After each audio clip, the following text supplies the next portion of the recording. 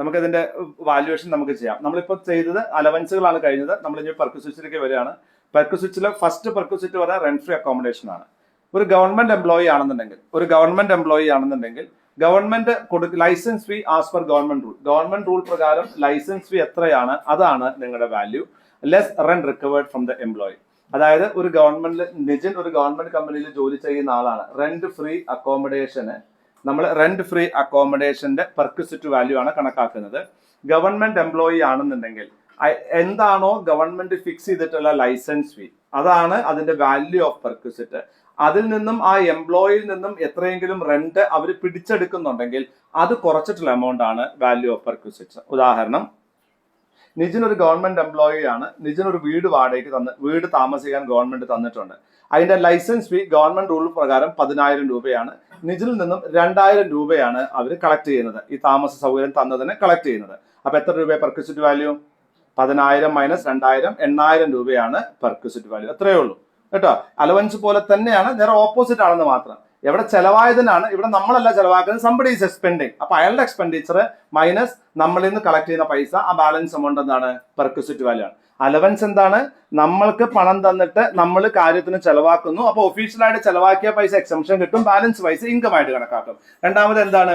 നിങ്ങൾക്ക് ഒരു സാധനം ഉപയോഗിക്കാൻ തരുന്നു. ആ ഉപയോഗിക്കാൻ തരുന്ന ആള് ആ സാധനത്തിന് എത്ര വില കൊടുക്കുന്നു എന്നതാണ് നിങ്ങളുടെ പെർക്വിസിറ്റ് വാല്യൂ. അത് ഉപയോഗിക്കുന്ന നിങ്ങൾ എന്തെങ്കിലും പൈസ കൊടുക്കുന്നുണ്ടെങ്കിൽ അയാൾ കൊടുത്ത പൈസ മൈനസ് നിങ്ങൾ കൊടുത്ത പൈസയാണ് അതിന്റെ റിയൽ പെർക്വിസിറ്റ് വാല്യൂ. ഇനി അതൊരു ഫർണിഷ്ഡ് അക്കോമഡേഷൻ ആണെങ്കിൽ, ഗവൺമെന്റ് എംപ്ലോയി ആണ്, അവർക്ക് ഒരു ഫർണിഷ്ഡ് അക്കോമഡേഷൻ ആണെങ്കിൽ ടോട്ടൽ കോസ്റ്റ്, ഫർണിച്ചർ കോസ്റ്റിന്റെ 10% നമ്മൾ ഇതിലോട് ആഡ് ചെയ്യും. ഇനി ഹയർ ചെയ്താണെന്നുണ്ടെങ്കിൽ അതെന്ത് ചെയ്യും? ആ ഹയർ ചാർജസ് ആഡ് ചെയ്യും. അപ്പൊ rent free accommodation government employee ആണെങ്കിൽ എന്താണ്? ഗവൺമെന്റ് ഫിക്സ് ചെയ്തിട്ടുള്ള ലൈസൻസ് ഫീ മൈനസ് എത്ര രൂപയാണ് എംപ്ലോയിയിൽ നിന്ന് റിക്കവർ ചെയ്യുന്നത്, ആ എമൗണ്ട്, ആ ബാലൻസ് എമൗണ്ട് ആണ് എന്ത്? Perquisite value. പ്ലസ് ഫർണിച്ചർ കൊടുക്കുന്നുണ്ടെങ്കിൽ ഫർണിച്ചർ കോസ്റ്റിന്റെ 10%.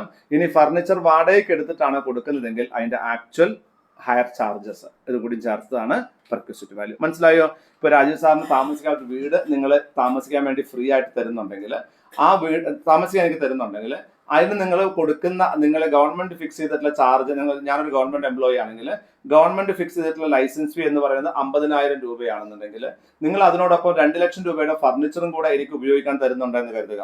അതിന്റെ ടോട്ടൽ പെർക്വിസിറ്റ് വാല്യൂ എത്രയാണ്? 50,000 പ്ലസ് 2 ലക്ഷം രൂപയുടെ ഫർണിച്ചർ അല്ലേ, അതിന്റെ 10% 20,000, ടോട്ടൽ 70,000 രൂപയാണ്. എന്നിൽ നിന്ന് നിങ്ങൾ എത്രയാണ് കളക്ട് ചെയ്യുന്നത്? വെറും 10,000 രൂപയാണ് ഇത് ഉപയോഗിക്കുന്നതിനോട് നിന്ന് കളക്ട് ചെയ്യുന്നതെങ്കിൽ 70,000 മൈനസ് 10,000 60,000 രൂപയാണ് പെർക്വിസിറ്റിന്റെ വാല്യൂ. മനസ്സിലായോ പറഞ്ഞത്? ക്ലിയർ ആണ്? ഇനി വാടകയ്ക്ക് എടുത്തിട്ടാണ് ഫർണിച്ചർ തരുന്നതെങ്കിലോ ആ ഫർണിച്ചറിന് മാസം കൊടുക്കേണ്ട വാടക എത്രയാണോ അതാണ് നിങ്ങളുടെ എന്താണ് പെർക്വിസിറ്റ് വാല്യൂ ആയിട്ട് ആഡ് ചെയ്യേണ്ടത്. ഇനി നോൺ ഗവൺമെന്റ് എംപ്ലോയി ആണെങ്കിലോ, ഗവൺമെന്റ് എംപ്ലോയി അല്ലെങ്കിലോ, എംപ്ലോയറുടെ ഓൺ ഹൗസ് ആണെന്നുണ്ടെങ്കിൽ, എംപ്ലോയറുടെ സ്വന്തം ബിൽഡിംഗ് ആണ് അല്ലെങ്കിൽ എംപ്ലോയർ ഓൺ ഹൗസ് ആണെന്ന് കൊടുക്കുന്നതെങ്കിൽ അത് അൺഫർണിഷ്ഡും ആണെന്നുണ്ടെങ്കിൽ, എന്താണ്? ഫർണിഷ്ഡ് അല്ലാത്ത എംപ്ലോയറുടെ ഉടമസ്ഥതയിലുള്ള വീടാണ് വാടകയ്ക്ക് കൊടുക്കുന്നതെങ്കിൽ, 2011 സെൻസസ് പ്രകാരം പോപ്പുലേഷൻ 40 ലക്ഷത്തിൽ താഴെയാണെന്നുണ്ടെങ്കിൽ, 40 ലക്ഷത്തിൽ മുകളിലാണെന്നുണ്ടെങ്കിൽ സാലറിയുടെ 10%, 15 മുതൽ 40 ലക്ഷം വരെയാണെങ്കിൽ 7.5% ഓഫ് ദ സാലറി, ദെൻ 15% താഴെയാണെന്നുണ്ടെങ്കിൽ എത്രയാണ്? 5% of the salary plus actual lease rent paid subject to maximum of 10% of salary. Leased accommodation ആണെന്നുണ്ടെങ്കിൽ. ഇനി ഫർണിഷ്ഡ് അക്കോമഡേഷൻ ആണെന്നുണ്ടെങ്കിൽ ഫർണിച്ചർ കോസ്റ്റിന്റെ 10% അല്ലെങ്കിൽ ആക്ച്വൽ ഹയർ ചാർജസ് ആഡ് ചെയ്യണം. അപ്പൊ നമുക്കൊന്നുകൂടി മനസ്സിലാക്കാം. നോൺ ഗവൺമെന്റ് എംപ്ലോയീസ് ആണ്, ആ എംപ്ലോയിക്ക് കൊടുക്കുന്ന വീട് എംപ്ലോയറുടെ ഉടമസ്ഥതയിലുള്ള വീടാണെന്നുണ്ടെങ്കിൽ അവിടുത്തെ സെൻസസ് 2011 സെൻസസ് പ്രകാരം പോപ്പുലേഷൻ 40 ലക്ഷത്തിൽ കൂടുതലാണെങ്കിൽ അതിന്റെ വാല്യൂ എത്രയാണ് കണക്കാക്കുക? സാലറിയുടെ 10%. ദെൻ 15 മുതൽ 40 ലക്ഷം വരെയാണ് അവിടുത്തെ പോപ്പുലേഷൻ എങ്കിലോ സാലറിയുടെ 7.5%. അത് 15 ലക്ഷത്തിൽ താഴെയാണ് പോപ്പുലേഷൻ എങ്കിലോ സാലറിയുടെ 5%. ക്ലിയർ ആണ്? അതായത് നോൺ ഗവൺമെന്റ് എംപ്ലോയി ആണ്, എംപ്ലോയറുടെ ഉടമസ്ഥതയിലുള്ള വീടാണ് താമസിക്കാൻ കൊടുക്കുന്നതെങ്കിൽ സെൻസസ് പോപ്പുലേഷൻ വെച്ചിട്ടാണ് ഇത് കണക്കാക്കുന്നത്. കാരണം റെന്റ് ഇല്ല, അതുകൊണ്ടാണ് പോപ്പുലേഷൻ കണക്കാക്കേണ്ടി വരുന്നത്.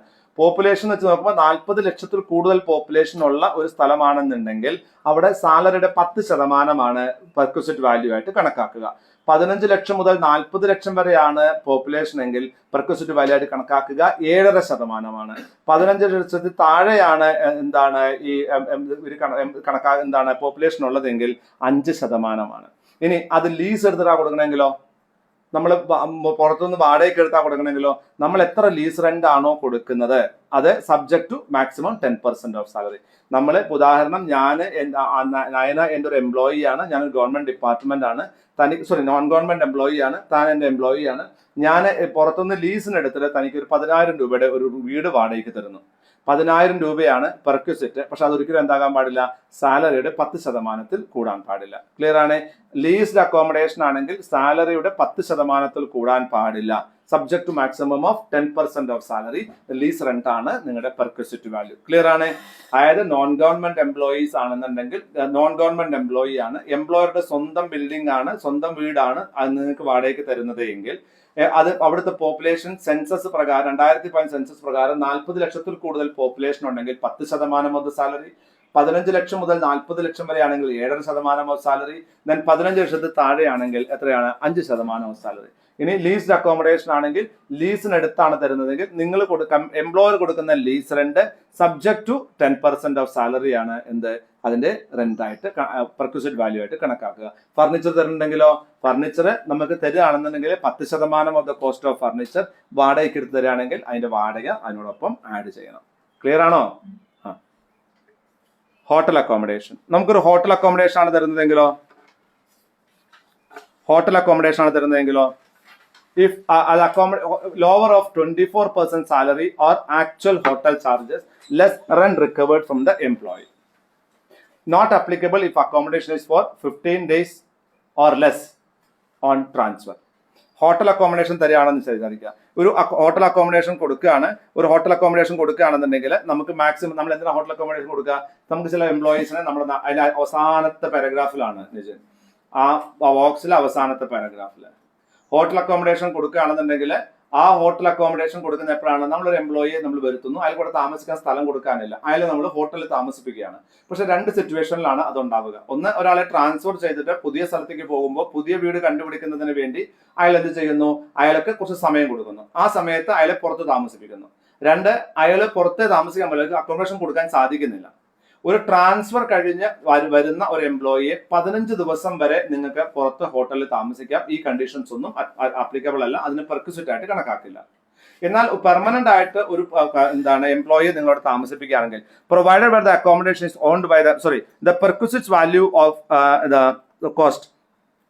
Okay, the perquisite value would be 24% of salary or payable for the previous year of the actual charges paid or payable to such hotel, whichever is lower. ഏതെങ്കിലും തരത്തില് ഒരു എംപ്ലോയിയെ നമ്മൾ ഹോട്ടലിലാണ് താമസിപ്പിക്കുന്നത് എങ്കിൽ 24% സാലറി അല്ലെങ്കിൽ ആക്ച്വൽ ചാർജസ് ഏതാണോ കുറവ് അതാണ് നിങ്ങൾക്ക് എന്തായി കണക്കാക്കുക, നിങ്ങൾക്ക് പെർക്വിസിറ്റ് ആയിട്ട് കണക്കാക്കുക. Then not applicable if the accommodation is for less than 15 days on transfer.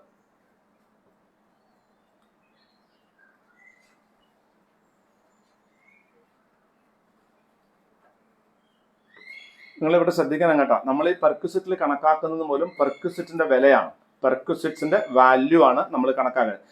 പെർക്വിസിറ്റ്സ് R taxable, പെർക്വിസിറ്റ്സിന്റെ വിലയാണ് നമ്മൾ കണക്കാക്കുന്നത്. ഉദാഹരണം 10,000 രൂപയുടെ വീട് വാടകയ്ക്ക് എടുത്ത് 2,000 രൂപ റിക്കവറി ആണെങ്കിൽ ബാലൻസ് 8,000 രൂപ അയാളുടെ പെർക്വിസിറ്റ് ആണ്, അയാൾക്ക് എന്താണ്, ടാക്സബിൾ ആണ്. അലവൻസ് പോലെ തന്നെയാണ് ഇതിന്റെ കൺസെപ്റ്റ്, രണ്ടും രണ്ടാണെന്ന് മാത്രമേ ഉള്ളൂ. മനസ്സിലാവുണ്ടോ ഞാൻ പറയുന്നത്? തെറ്റിക്കരുത്. പെർക്വിസിറ്റ് ഇത് ഈ നമ്മൾ പെർക്വിസിറ്റ് വാല്യുവേഷൻ ചെയ്യുന്നത് എത്രയാണ് taxable value of the perquisite എന്നാണ്. ഒരു വീടാണ് നമ്മൾ സ്വന്തം ബിൽഡിംഗ് വാടകയ്ക്ക് കൊടുക്കുകയാണെന്നുണ്ടെങ്കിൽ സെൻസസ് പ്രകാരം എത്രയാണ് പെർക്വിസിറ്റ്, വാടക അറിയില്ല എന്നുണ്ടെങ്കിൽ 40 ലക്ഷത്തിൽ കൂടുതലാണ് പോപ്പുലേഷൻ എങ്കിൽ 10% ഓഫ് സാലറിയാണ് പെർക്വിസിറ്റ്. ഞാൻ ലീസിനെടുത്ത് കൊടുക്കുകയാണെങ്കിലോ എത്രയാണോ ഞാൻ കൊടുക്കുന്ന ലീസ് റെന്റ് മൈനസ് നിങ്ങളിൽ നിന്ന് എത്രയാണോ കളക്ട് ചെയ്യുന്നത് ആ ഡിഫറൻസ് എമൗണ്ട് ആണ് എന്ത്, ആ എംപ്ലോയിയുടെ പെർക്വിസിറ്റ്. ക്ലിയർ അല്ലേ ഞാൻ പറയണത്? അതായത് നമ്മളിവിടെ കണക്കാക്കുന്നത് മുഴുവൻ എന്താണ്, പെർക്വിസിറ്റ് വാല്യുവേഷൻ ആണ്. പെർക്വിസിറ്റ്സ് ആർ ടാക്സബിൾ ആണ്. പെർക്വിസിറ്റ്സ് എന്ന് പറയുന്നത് എന്താണ്, നിങ്ങൾക്ക് മോണിറ്ററി ആയിട്ടോ നോൺ മോണിറ്ററി ആയിട്ടോ നിങ്ങൾക്ക് എന്തെങ്കിലും വ്യക്തിപരമായ ഗുണങ്ങൾ കമ്പനി നിങ്ങൾക്ക് ഓഫർ ചെയ്യുകയാണെങ്കിൽ അതിനെയാണ് നമ്മൾ എന്ത് പറയുന്നത്, പെർക്വിസിറ്റ് എന്ന് പറയുന്നത്. ഹോട്ടൽ അക്കോമഡേഷൻ കൊടുക്കുകയാണ്, ഒരു എംപ്ലോയിക്ക് ഹോട്ടൽ അക്കോമഡേഷൻ കൊടുക്കുകയാണെന്നുണ്ടെങ്കിൽ 24% salary or actual hotel charges അതാണ് നമുക്ക് എന്തായി കണക്കാക്കുക, ലോവർ ഓഫ് ഇതിന്റെ ഏതാണോ കുറവ് അതാണ് പെർക്വിസിറ്റ് ആയിട്ട് കണക്കാക്കുക. അതിൽ നിന്ന് എംപ്ലോയിൽ നിന്ന് വല്ല റെന്റും നമ്മൾ റിക്കവർ ചെയ്യുന്നുണ്ടെങ്കിൽ ആ റെന്റ് നമുക്ക് എന്ത് കുറയ്ക്കാം ബാലൻസ് എമൗണ്ട് പെർക്വിസിറ്റ് വാല്യൂ ആണ്. അതായത് നമ്മുടെ ഒരു എംപ്ലോയി ഇവിടെ വരുന്നു, അയാൾക്ക് ഇവിടെ താമസിക്കാൻ സ്ഥലമില്ല, അപ്പൊ അയാൾക്ക് നമുക്കൊരു അക്കോമഡേഷൻ കൊടുക്കാൻ സാധിക്കുന്നുമില്ല. അപ്പൊ നമ്മൾ എന്ത് ചെയ്യുന്നു, നമ്മൾ അയാളെ ഒരു ഹോട്ടലിൽ താമസിപ്പിക്കുന്നു. ആ ഹോട്ടലിൽ താമസിക്കുന്നതിന് നമ്മൾ വാടക കൊടുക്കണ്ടേ?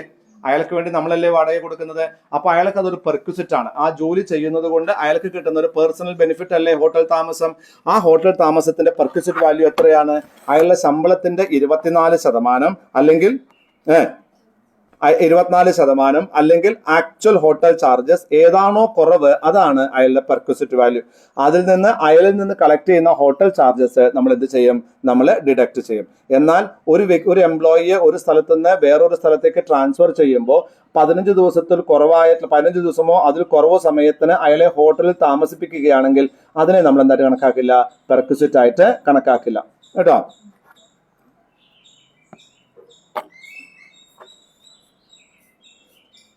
Interest free loan or concession loan. Interest free loan അല്ലെങ്കിൽ കൺസെഷൻ ലോണ് സെക്ഷൻ 17(2) പറയുന്നത്.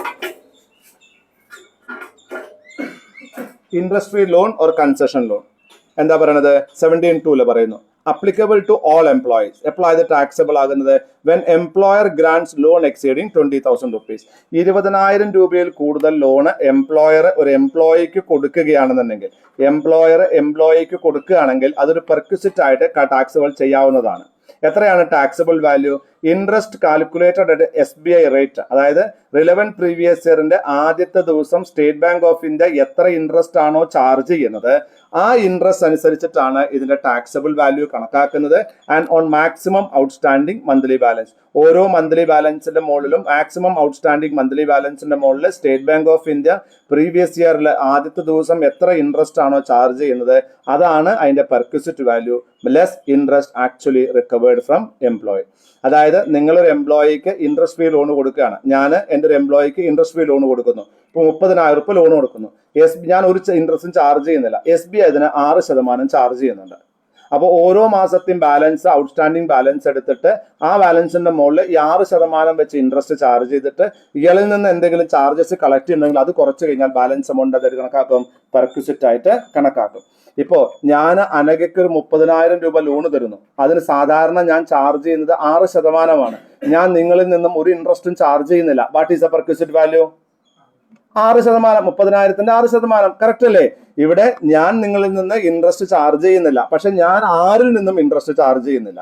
അപ്പൊ ഞാൻ എംപ്ലോയിക്ക് അതൊരു ലോൺ ആയിട്ടാണ് കൊടുക്കുന്നതെങ്കിൽ അത് 20,000 മുകളിലാണെന്നുണ്ടെങ്കിൽ സ്റ്റേറ്റ് ബാങ്ക് ഓഫ് ഇന്ത്യ ഓരോ ഫിനാൻഷ്യൽ ഇയറിന്റെയും ആദ്യത്തെ ദിവസം എത്രയാണോ ഇൻട്രസ്റ്റ് ചാർജ് ചെയ്യുന്നത് ആ ചാർജാണ് നമ്മൾ എന്ത് ചെയ്യേണ്ടത്? നമ്മൾ ചാർജ് ചെയ്യേണ്ടത്. അയാളിൽ നിന്ന് ഏതെങ്കിലും നമ്മൾ ചാർജസ് കളക്ട് ചെയ്യുന്നുണ്ടെങ്കിൽ അത് കുറച്ച് എമൗണ്ട് നമ്മൾ എന്തായി കണക്കാക്കും? പെർക്വിസിറ്റ് ആയിട്ട്. ഒന്നും കളക്ട് ചെയ്യില്ലെങ്കിൽ മുഴുവൻ എമൗണ്ടും പെർക്വിസിറ്റ് ആയിട്ട് കണക്കാക്കും. SBI റേറ്റ് എന്ന് പറഞ്ഞാൽ സാധാരണ ഇതുപോലത്തെ ലോണിന് ഈ SBI എത്രയാണോ ചാർജ് ചെയ്യുന്നത് അതിനെയാണ് SBI റേറ്റ് എന്ന് പറയുന്നത്.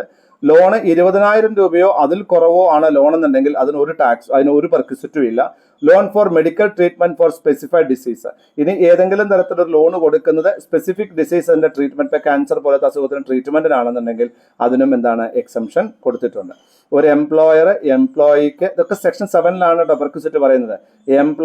എംപ്ലോയിക്ക് ഇൻട്രസ്റ്റ് ഫ്രീ ലോൺ കൊടുത്തിട്ടുണ്ടെന്നുണ്ടെങ്കിൽ ഇതേപോലത്തെ എമൗണ്ടിന് ഇതേ തരം ലോണിന് State Bank of India previous ഇയറിലെ ആദ്യത്തെ വർഷം എത്ര പെർസെന്റേജ് ആണോ ചാർജ് ചെയ്യുന്നത് അതേ ഇൻട്രസ്റ്റ് ആണ് പെർക്വിസിറ്റ് ആയിട്ട് കണക്കാക്കുക. അതിൽ ഏതെങ്കിലും ഇൻട്രസ്റ്റ് നമ്മൾ ഇവരിന്ന് കവർ എടുക്കുന്നുണ്ടെങ്കിൽ ആ ഇൻട്രസ്റ്റ് SBIയുടെ ഇൻട്രസ്റ്റ് മൈനസ് നമ്മൾ കളക്ട് ചെയ്യുന്ന ഇൻട്രസ്റ്റ് അതാണ് പെർക്വിസിറ്റ് ആയിട്ട് കണക്കാക്കുക. SBIയുടെ ഇൻട്രസ്റ്റ് എന്ന് പറഞ്ഞാൽ ഈ സിമിലർ ലോൺസിന് ആ പ്രീവിയസ് ഇയറിന്റെ ആദ്യത്തെ ദിവസം എത്ര ഇൻട്രസ്റ്റ് ആണോ അവർ ചാർജ് ചെയ്യുന്നത് അതാണ് SBI റേറ്റ്. 20,000 രൂപയോ അതിൽ കുറവോ എമൗണ്ട് ആണെങ്കിൽ അതിന് ടാക്സബിൾ അല്ല. പിന്നെ സ്പെസിഫൈഡ് ഡിസീസിനാണ് ലോൺ, ട്രീറ്റ്മെന്റിന് വേണ്ടിയിട്ടാണ് ലോൺ കൊടുത്തിട്ടുള്ളതെങ്കിൽ അതും എക്സംപ്റ്റഡ് ആണ്. ഈ എംപ്ലോയർ ഒരു എക്സാമ്പിൾ പറയുകയാണെങ്കിൽ എംപ്ലോയർ ഒരു 5 ലക്ഷം രൂപ ലോണ് ഇൻട്രസ്റ്റ് ഫ്രീ ലോൺ ആയിട്ട് 1 ഏപ്രിലിന് കൊടുക്കുന്നു. SBI അതിന് ചാർജ് ചെയ്യുന്നത് എത്രയാണ്? 10%. നിങ്ങളുടെ എംപ്ലോയർ ഒന്നും ചാർജ് ചെയ്യുന്നില്ല. What is the value of perquisite? 10% of 5 ലക്ഷം അല്ലെ? 50,000 രൂപ. ഓക്കെ. നിങ്ങൾ കമ്പനി നിങ്ങൾ കൊടുക്കുന്ന ലോണ് 4 ലക്ഷം രൂപയാണ്. SBI rate 9%. നിങ്ങൾ ചാർജ് ചെയ്യുന്നത് വെറും 5%. ഇൻട്രസ്റ്റ് SBI പ്രകാരം അപ്പൊ എത്രയാണ് നിങ്ങളുടെ പെർക്വിസിറ്റ് വാല്യൂ എത്രയാ? 5% മൈനസ് 9%, 4% നിങ്ങൾ എന്താണ് പെർക്വിസിറ്റ് വാല്യൂ ആയിട്ട് കണക്കാക്കും. ക്ലിയർ ആണ്? Okay, good. Use of movable asset. എന്താണ് ഈ മൂവബിൾ അസറ്റ് എന്ന് പറഞ്ഞാൽ? ഏതെങ്കിലും തരത്തിലുള്ള മൊബൈലോ ലാപ്ടോപ്പ് എന്ത് വേണമെങ്കിലും ആ movable asset. If asset owned by, ഈ മൂവബിൾ അസറ്റ് കമ്പനിയുടെ അസറ്റ് ആകാം, അല്ലെങ്കിൽ കമ്പനി ഹയർ ചെയ്യുന്ന അസറ്റ് ആകാം. കമ്പനി സ്വന്തമായിട്ട് ഉള്ള അസറ്റ് ആകാം, അല്ലെങ്കിൽ കമ്പനി ഹയർ ചെയ്യുന്ന അസറ്റ് ആകാം. എനിക്കറിയില്ലായിരുന്നത് ഈ ലാപ്ടോപ്പ് ഒക്കെ വാടകയ്ക്ക് കിട്ടൂത്രേ. I was not knowing. നിങ്ങൾക്ക് അറിയുമായിരിക്കാം, എനിക്കറിയില്ല. പാലക്കാട് ഒരു ദിവസം ഉപയോഗിക്കാൻ 1000 രൂപ വെച്ചിട്ട് ലാപ്ടോപ്പ് വാടകയ്ക്ക് കിട്ടൂത്രേ. അപ്പോൾ അങ്ങനെയൊക്കെ വാങ്ങിയിട്ട് വർക്ക് ചെയ്യുന്ന ആൾക്കാരുണ്ട് അത്രേ. അപ്പൊ നിങ്ങൾ കമ്പനി അങ്ങനെ 1000 രൂപ വാടകയ്ക്ക് ഒരു ലാപ്ടോപ്പ് എടുത്തൊരു എംപ്ലോയിക്ക് ഉപയോഗിക്കാൻ കൊടുക്കുകയാണെങ്കിലോ 30,000 രൂപ ഒരു മാസം എന്താണ് പെർക്വിസിറ്റ് വാല്യൂ ആണ്. കറക്റ്റ് ആണ്. അയാളിൽ നിന്ന് നമ്മൾ ഒരു 1000 രൂപ ചാർജ് ചെയ്യുന്നുണ്ടെങ്കിലോ 30,000 മൈനസ് 1000 29,000 രൂപ പെർക്വിസിറ്റ്. ഇതിലൊന്നും വേറെ ഒന്നുമില്ലടോ. If it can be, the movable asset can be owned or hired by the employer. Applicability എല്ലാത്തരം എംപ്ലോയീസിനും അപ്ലിക്കബിൾ ആണ്. വാല്യുവേഷൻ ഇത് ഓൺഡ് ബൈ ദ എംപ്ലോയർ ആണെങ്കിൽ, ഒരു മൂവബിൾ അസറ്റ് എംപ്ലോയിക്ക് ഉപയോഗിക്കാൻ കൊടുക്കുന്നു, അത് ഓൺഡ് ബൈ ദ എംപ്ലോയർ ആണെങ്കിൽ അതിന്റെ ആക്ച്വൽ കോസ്റ്റിന്റെ 10% അതിന്റെ വാല്യുവേഷൻ. ആക്ച്വൽ കോസ്റ്റിന്റെ 10%. ഇപ്പോൾ 1 ലക്ഷം രൂപയുടെ ഒരു ലാപ്ടോപ്പ് വാങ്ങി എംപ്ലോയിക്ക് ഉപയോഗിക്കാൻ കൊടുക്കുകയാണെങ്കിൽ അയാളുടെ പെർക്വിസിറ്റ് വാല്യൂ എത്രയാണ്? 1 ലക്ഷത്തിന്റെ 10%, 10,000 രൂപയാണ് ഓരോ വർഷത്തെയും പെർക്വിസിറ്റ് വാല്യൂ. That's all. ഇനി നമ്മൾ വാടകയ്ക്ക് എടുത്താണ് കൊടുക്കുന്നതെങ്കിലോ ആക്ച്വൽ നമ്മൾ കൊടുക്കുന്ന വാടക ഉദാഹരണം, ഞാൻ ഒരു 1 ലക്ഷം രൂപയുടെ ലാപ്ടോപ്പാണ്, മാസം 10,000 രൂപ വാടകയ്ക്ക് എടുത്തിട്ട് നിങ്ങൾക്ക് ഉപയോഗിക്കാൻ തരും, എൻ്റെ എംപ്ലോയിക്ക് ഉപയോഗിക്കാൻ കൊടുക്കുന്നു. What is A charge? 10,000 രൂപ ഞാൻ കൊടുക്കുന്ന വാടക. ആ ഹയർ ചാർജസ് ആണ് എന്ത്? അതിന്റെ പെർക്വിസിറ്റ്. അതിന് ലെസ് ഏതെങ്കിലും എമൗണ്ട് ആ എംപ്ലോയിൽ നിന്ന് ഡിഡക്ട് ചെയ്യുന്നുണ്ടെങ്കിൽ ആ എമൗണ്ട് നമുക്ക് എന്ത് ചെയ്യാം? ഡിഡക്ട് ചെയ്യാം. ക്ലിയർ അല്ലേ? ദെൻ ഈ use of computer or laptop fully exempted ആണ്. അതായത് ഒഫീഷ്യൽ പർപ്പസിന് വേണ്ടി കമ്പ്യൂട്ടർ അല്ലെങ്കിൽ ലാപ്ടോപ്പ് ഉപയോഗിക്കാൻ കൊടുക്കുന്നത് ഫുള്ളായിട്ടും എക്സംപ്റ്റഡ് ആണ്. ഇല്ലസ്ട്രേഷൻ നമുക്ക് നോക്കാം, ഒരു എക്സാമ്പിൾ കേട്ടോ. Employer provides TV. ഒരു TV നിങ്ങൾക്ക് കാണാൻ വേണ്ടി വീട്ടിൽ തരുന്നു. അതിന്റെ വില 1 ലക്ഷം രൂപയാണ്. അപ്പൊ എത്രയാ taxable value of the perquisite? 1 ലക്ഷത്തിന്റെ 10%. അത് എത്രയാ? 1 ലക്ഷത്തിന്റെ എത്രയാ? 22,000. 10,000 ഉള്ളൂ. 10,000 നിങ്ങൾക്ക് എന്തോരം ബുദ്ധിമുട്ടാന്ന് വെച്ചൊക്കെ പെട്ടെന്ന് ചോദിക്കാൻ പറയാൻ ബുദ്ധിമുട്ടാൻ പാടില്ല. 1 ലക്ഷത്തിന്റെ 10% എത്രയാ? മനസ്സിൽ അപ്പം ആലോചിക്കണ്ടേ? 10,000 എന്ന് വരണ്ടേ? വരുന്നില്ല. അപ്പോൾ പറയണോ വേണ്ടെന്ന് ആലോചിക്കുക. അപ്പോൾ എനിക്ക് പേടി വരുന്നത്. കാരണം നിങ്ങൾക്ക് കാൽക്കുലേഷൻ കമ്പ്യൂട്ടർ വർക്ക് ചെയ്യില്ലെങ്കിൽ പെട്ടില്ലേ? ഈ കാൽക്കുലേറ്റർ കേടുവരാം. കാൽക്കുലേറ്റർ കേടുവരും. നമ്മൾ കഷ്ടപ്പെട്ട് ചെയ്യുമ്പോൾ കാൽക്കുലേറ്റർ കിടയിൽ നിന്ന് താഴത്തേക്ക് വീഴാം. കഴിഞ്ഞോ? ഒരു പേപ്പറും പെന്നെ കിട്ടിയാൽ നമുക്ക് ചെയ്യാൻ പറ്റണം കേട്ടോ. അത്യാവശ്യം കണക്കുകളൊന്നും കാൽക്കുലേറ്റർ ഇല്ലാണ്ട് ചെയ്തു നോക്കാൻ. ചെറിയ ചെറിയ കണക്കുകളൊക്കെ ചെയ്ത് പഠിക്കുക. അപ്പോൾ ഒരു പ്രാക്ടീസ് ആവട്ടെ, നമ്മുടെ ബ്രെയിൻ വർക്ക് ചെയ്യട്ടെ. അല്ലെങ്കിൽ ഉറപ്പായിട്ടും ഞാൻ ഇന്നലെ പറഞ്ഞ കറക്റ്റ് ആണ്. നമ്മൾ വീണ്ടും ഡാർവിന്റെ പരിണാമ സിദ്ധാന്തത്തിലെ ആദ്യത്തെ ലെവലിലേക്ക് പോകും. നമ്മുടെ തല വർക്ക് ചെയ്യില്ല. മെല്ലെ മെല്ലെ നമുക്ക് താടിയും മുടിയൊക്കെ വന്ന് നമ്മൾ മങ്കീസ് ആവും. ഉപയോഗമില്ലോ. നമ്മളെ കൊണ്ട് കുരങ്ങന്റെ കയ്യിൽ പൂമാല കിട്ടിയ പോലെ നമ്മൾ പറയാറുണ്ട്. എന്താണ്? കുരങ്ങിന് വിവേക ബുദ്ധി ഇല്ല എന്നാണ് നമ്മുടെ വെപ്പ്. നമ്മൾ അതിലേക്കാണ് പോയിക്കൊണ്ടിരിക്കുന്നത്. ഇന്ന് ഒന്നും നമുക്ക് ഒരുമിച്ച് ചെയ്യാൻ പറ്റില്ല. ഒറ്റപ്പാലത്ത് ഏതാണ് ബെസ്റ്റ് ഹോട്ടൽ ഫുഡ് കഴിക്കാൻ നമുക്കറിയില്ല. നമ്മൾ ഉടനെ അടിക്കും which is the best hotel to eat food at Ottapalam എന്ന്. അങ്ങനല്ലേ കൃഷ്ണവേണി? എനിക്ക് പറ്റിയ അബദ്ധം ഞാൻ പറഞ്ഞിട്ടില്ലേ? ചെടി വാങ്ങാൻ പോയപ്പോൾ പറ്റിയ അബദ്ധം പറഞ്ഞിട്ടില്ലേ? ലോകത്ത് ആർക്കും പറ്റൂല അതൊന്നും. അത് കഴിഞ്ഞിട്ട് ഞാൻ അത്ര പെട്ടെന്നൊന്നും പഠിക്കൂല. വീണ്ടും ഞാൻ അങ്ങനെ ഒരു യൂട്യൂബ് കണ്ടിട്ട് ഞാനൊരു ചെടി വാങ്ങാൻ വീണ്ടും പോയി ഇവിടെ പാലക്കാട് കോട്ടായിൽ. അത് കണ്ടപ്പോൾ ഞാൻ വിചാരിച്ചു ഇവിടുന്ന് യൂട്യൂബ് കണ്ടപ്പോൾ ഒരു 10-15 ഏക്കർ പരന്ന് ഇങ്ങനെ കിടക്കുക എന്നാണ്. അവിടെ ചെന്നപ്പോൾ എന്താണ്? എല്ലാ ചെടിയും 2 എണ്ണം 3 എണ്ണം 1 മാത്രമേ ഉള്ളൂ. ചിലതൊക്കെ ഉണങ്ങി പോയിട്ടുണ്ട്. ഒരു 10 സെന്റ് സ്ഥലത്തുള്ള പരിപാടിയാണ്. You can't believe what Google is saying, means what internet is saying. So you should be like little bit brain we supposed to use. Meera ആലോചിക്കുക, ഞാനിങ്ങനെ ബ്രെയിൻ ഉപയോഗിക്കേണ്ട ഒരു ഈശ്വര. ഇമ്പോർട്ടൻറ്റ് എക്സെപ്ഷൻ, കമ്പ്യൂട്ടർ ലാപ്ടോപ്പ് ഒഴിവാണ്. എംപ്ലോയർ ഒരു TV 1 lakh രൂപയുടെ T V എന്താണ് ഉപയോഗിക്കാൻ കൊടുക്കുകയാണെങ്കിൽ 10%, എംപ്ലോയർ സ്വന്തമായിട്ട് വാങ്ങിയിട്ട് കൊടുക്കുകയാണെങ്കിൽ 10%ആണ് അതിൻ്റെ കോസ്റ്റ്. ആൻഡ് എംപ്ലോയി അതിന് 3000 രൂപ കമ്പനിക്ക് കൊടുക്കുന്നുണ്ടെങ്കിൽ 10,000 മൈനസ് 3000 7,000 രൂപയാണ് അതിൻ്റെ value. Transfer of movable asset, ഇത് ഉപയോഗിക്കുകയല്ല, ഇത് ഉപയോഗിക്കാൻ കൊടുക്കുകയാണെന്നുണ്ടെങ്കിൽ. ഇനി യൂസ് ട്രാൻസ്ഫർ ചെയ്യുകയാണെങ്കിൽ അതിലെ പേരിലേക്ക് ട്രാൻസ്ഫർ ചെയ്യുകയാണെങ്കിലോ, transfer of movable asset valuation depends on type of asset. Computer electronics ആണെന്നുണ്ടെങ്കിൽ 50% ഡിപ്രീസിയേഷൻ വെച്ച് കഴിഞ്ഞിട്ടാണ് കണക്കാക്കേണ്ടത്.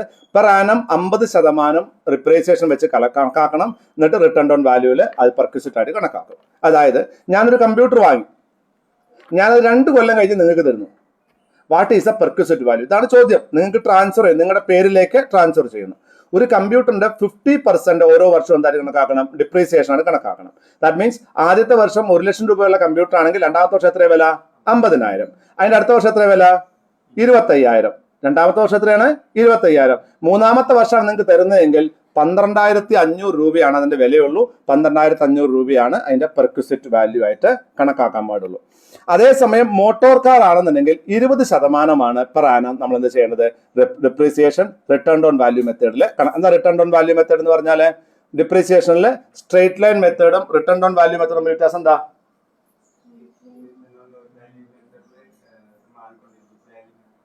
എങ്ങനെ മാറണേ പറഞ്ഞ? റിട്ടേൺ ഓൺ വാല്യൂ എന്ന് പറഞ്ഞു കഴിഞ്ഞാൽ എന്താണ്? ഓരോ വർഷവും എന്താണ് ക്യുമുലേറ്റീവ് പോലെ നമ്മൾ എന്ത് ചെയ്യും?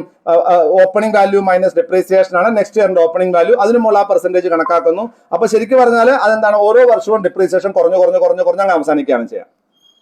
സ്ട്രേറ്റ് ലൈൻ മെത്തേഡിൽ എങ്ങനെ ഉണ്ടാവുക? ഒരേ വാല്യൂ. അത് 10 കൊല്ലമാണ് അതിന്റെ ലൈഫ് ടൈം എങ്കിൽ 1 ലക്ഷമാണ് വിലയെങ്കിൽ 1 ലക്ഷം ഡിവൈഡ് ബൈ 10 വർഷം 10,000 രൂപ വെച്ച് ഡിപ്രീസിയേഷൻ ചാർജ് ചെയ്യുകയാണെങ്കിൽ അതിനെന്ത് പറയും? സ്ട്രേറ്റ് ലൈൻ മെത്തേഡ് എന്ന് പറയും. ഓക്കെ, സ്ട്രേറ്റ് ലൈൻ മെത്തേഡ് പറഞ്ഞാൽ ഒരേ വാല്യൂ ആണ് ഡിപ്രീസിയേഷൻ എല്ലാ വർഷവും ഉണ്ടാവുക. ഡിപ്രീഷിയേഷൻ എന്താണ്? റിട്ടേൺ ഓൺ വാല്യൂ എന്ന് പറഞ്ഞു കഴിഞ്ഞാൽ ഒരു വർഷത്തെ ഓപ്പണിംഗ് വാല്യൂ മൈനസ് ഡിപ്രീസിയേഷൻ ആണ് അടുത്ത വർഷത്തെ ഓപ്പണിംഗ് വാല്യൂ. അതിന്റെ മുകളിലായിരിക്കും നമ്മൾ ഡിപ്രീസിയേഷൻ കണക്കാക്കുന്നത്. സെയിം ഫോർ എക്സാമ്പിൾ 10% ഡിപ്രീസിയേഷൻ, 1 ലക്ഷമാണ് വില. റിട്ടേൺ ഓൺ വാല്യൂ ആണെങ്കിൽ രണ്ടാമത്തെ വർഷം എത്ര ഓപ്പണിംഗ് വാല്യൂ? 90,000 രൂപ. എത്ര ഡിപ്രീസിയേഷൻ ഉണ്ടാവുക? 90,000 രൂപയുടെ 10% 9,000 രൂപ. ഇനി സ്ട്രേറ്റ് ലൈൻ മെത്തേഡ് ആണെങ്കിലോ ആദ്യത്തെ വർഷം 10,000 രൂപ, രണ്ടാമത്തെ വർഷത്തെ ഓപ്പണിംഗ് വാല്യൂ എത്രയാ? 90,000 രൂപ. അതിന്റെ ഡിപ്രീസിയേഷൻ എത്രയാ? 10,000 രൂപ. കാരണം എന്താണ്? അത് സ്ട്രേറ്റ് ലൈൻ ആണ്, എല്ലാ വർഷവും 10,000 വെച്ച് എഴുതിത്തള്ളു. അതേസമയം ഇവിടെ എങ്ങനെ ഉണ്ടാവുക? ഓരോ വർഷത്തെയും ഓപ്പണിംഗ് വാല്യൂ കണ്ടെത്തി അതിന്റെ മുകളിലായിരിക്കും ഡിപ്രീസിയേഷൻ പെർസെന്റേജ് കണക്കാക്കുന്നത്. അപ്പൊ റിട്ടേൺ ഓൺ വാല്യൂ മെത്തേഡ് വെച്ച കമ്പ്യൂട്ടർ ഇലക്ട്രോണിക്സ് ആണെന്നുണ്ടെങ്കിൽ 50% ഡിപ്രീസിയേഷനും മോട്ടോർ കാർ ആണെങ്കിൽ 20% ഡിപ്രീസിയേഷനും ചാർജ് ചെയ്തിട്ട് ബാലൻസ് എമൗണ്ട് ആണ് നമ്മുടെ എന്ത് വരിക? പെർക്വിസിറ്റ് ആയിട്ട് കണക്കാക്കുക. മറ്റുള്ള അസറ്റ് ആണെങ്കിൽ 10% സ്ട്രേറ്റ് ലൈൻ മെത്തേഡാണ്. Computer electronics and car return on value മെത്തേഡാണ്. അതേസമയം മറ്റുള്ള അസറ്റുകളാണെങ്കിൽ 10% സ്ട്രേറ്റ് ലൈൻ മെത്തേഡിലാണ് ഡിപ്രീസിയേഷൻ കാൽക്കുലേറ്റ് ചെയ്യുന്നത്. ദെൻ ടാക്സിബിൾ വാല്യൂ എന്ന് പറയുന്നത് എന്താണ്? റിട്ടേൺ ഓൺ വാല്യൂ ആണ്. അതിന് എത്ര എമൗണ്ട് ആണ് റിക്കവർ ചെയ്ത് അത് കുറച്ചിട്ടുള്ള എമൗണ്ട്. ഇപ്പൊ 10,000 രൂപയാണ് ഇപ്പൊ വില ഉണ്ടായിരുന്നത്. 2,000 രൂപ അതിൽ നിന്ന് വാങ്ങിയിട്ടുണ്ടെങ്കിൽ 10,000 മൈനസ് 2,000 8,000 രൂപയാണ് അസറ്റിന്റെ വില ആയിട്ട് കണക്കാക്കുക. ഒരു ഇല്ലസ്ട്രേഷൻ പറയുകയാണെങ്കിൽ കമ്പ്യൂട്ടർ, നിങ്ങളുടെ കയ്യിൽ ഒരു കമ്പ്യൂട്ടർ ഉണ്ട്. ആ കമ്പ്യൂട്ടറിന്റെ വില 80,000 രൂപയാണ്. അത് 2 വർഷം ഉപയോഗിച്ചു. നമ്മൾ എത്ര വർഷം ഉപയോഗിച്ചു? 2 വർഷം. അപ്പൊ റിട്ടേൺ ഓൺ വാല്യൂ എത്രയാണ്? 80,000 ഇൻറ്റു 50% ഇൻറ്റു 50%, അല്ലേ? കറക്റ്റ് അല്ലേ? അപ്പൊ എത്രയായി? നമുക്ക് 20,000 രൂപ കിട്ടി. അതായത് ആദ്യത്തെ വർഷം 80,000 80,000ത്തിന്റെ 50% പോയി. അപ്പൊ എത്രയായി? 40,000 രൂപയായി. അടുത്ത വർഷം എത്രയായി? 40,000ത്തിന്റെ 50% പോയി. അപ്പൊ എത്രയായി? 20,000 രൂപ. അപ്പൊ അതിന്റെ വാല്യൂ എത്ര?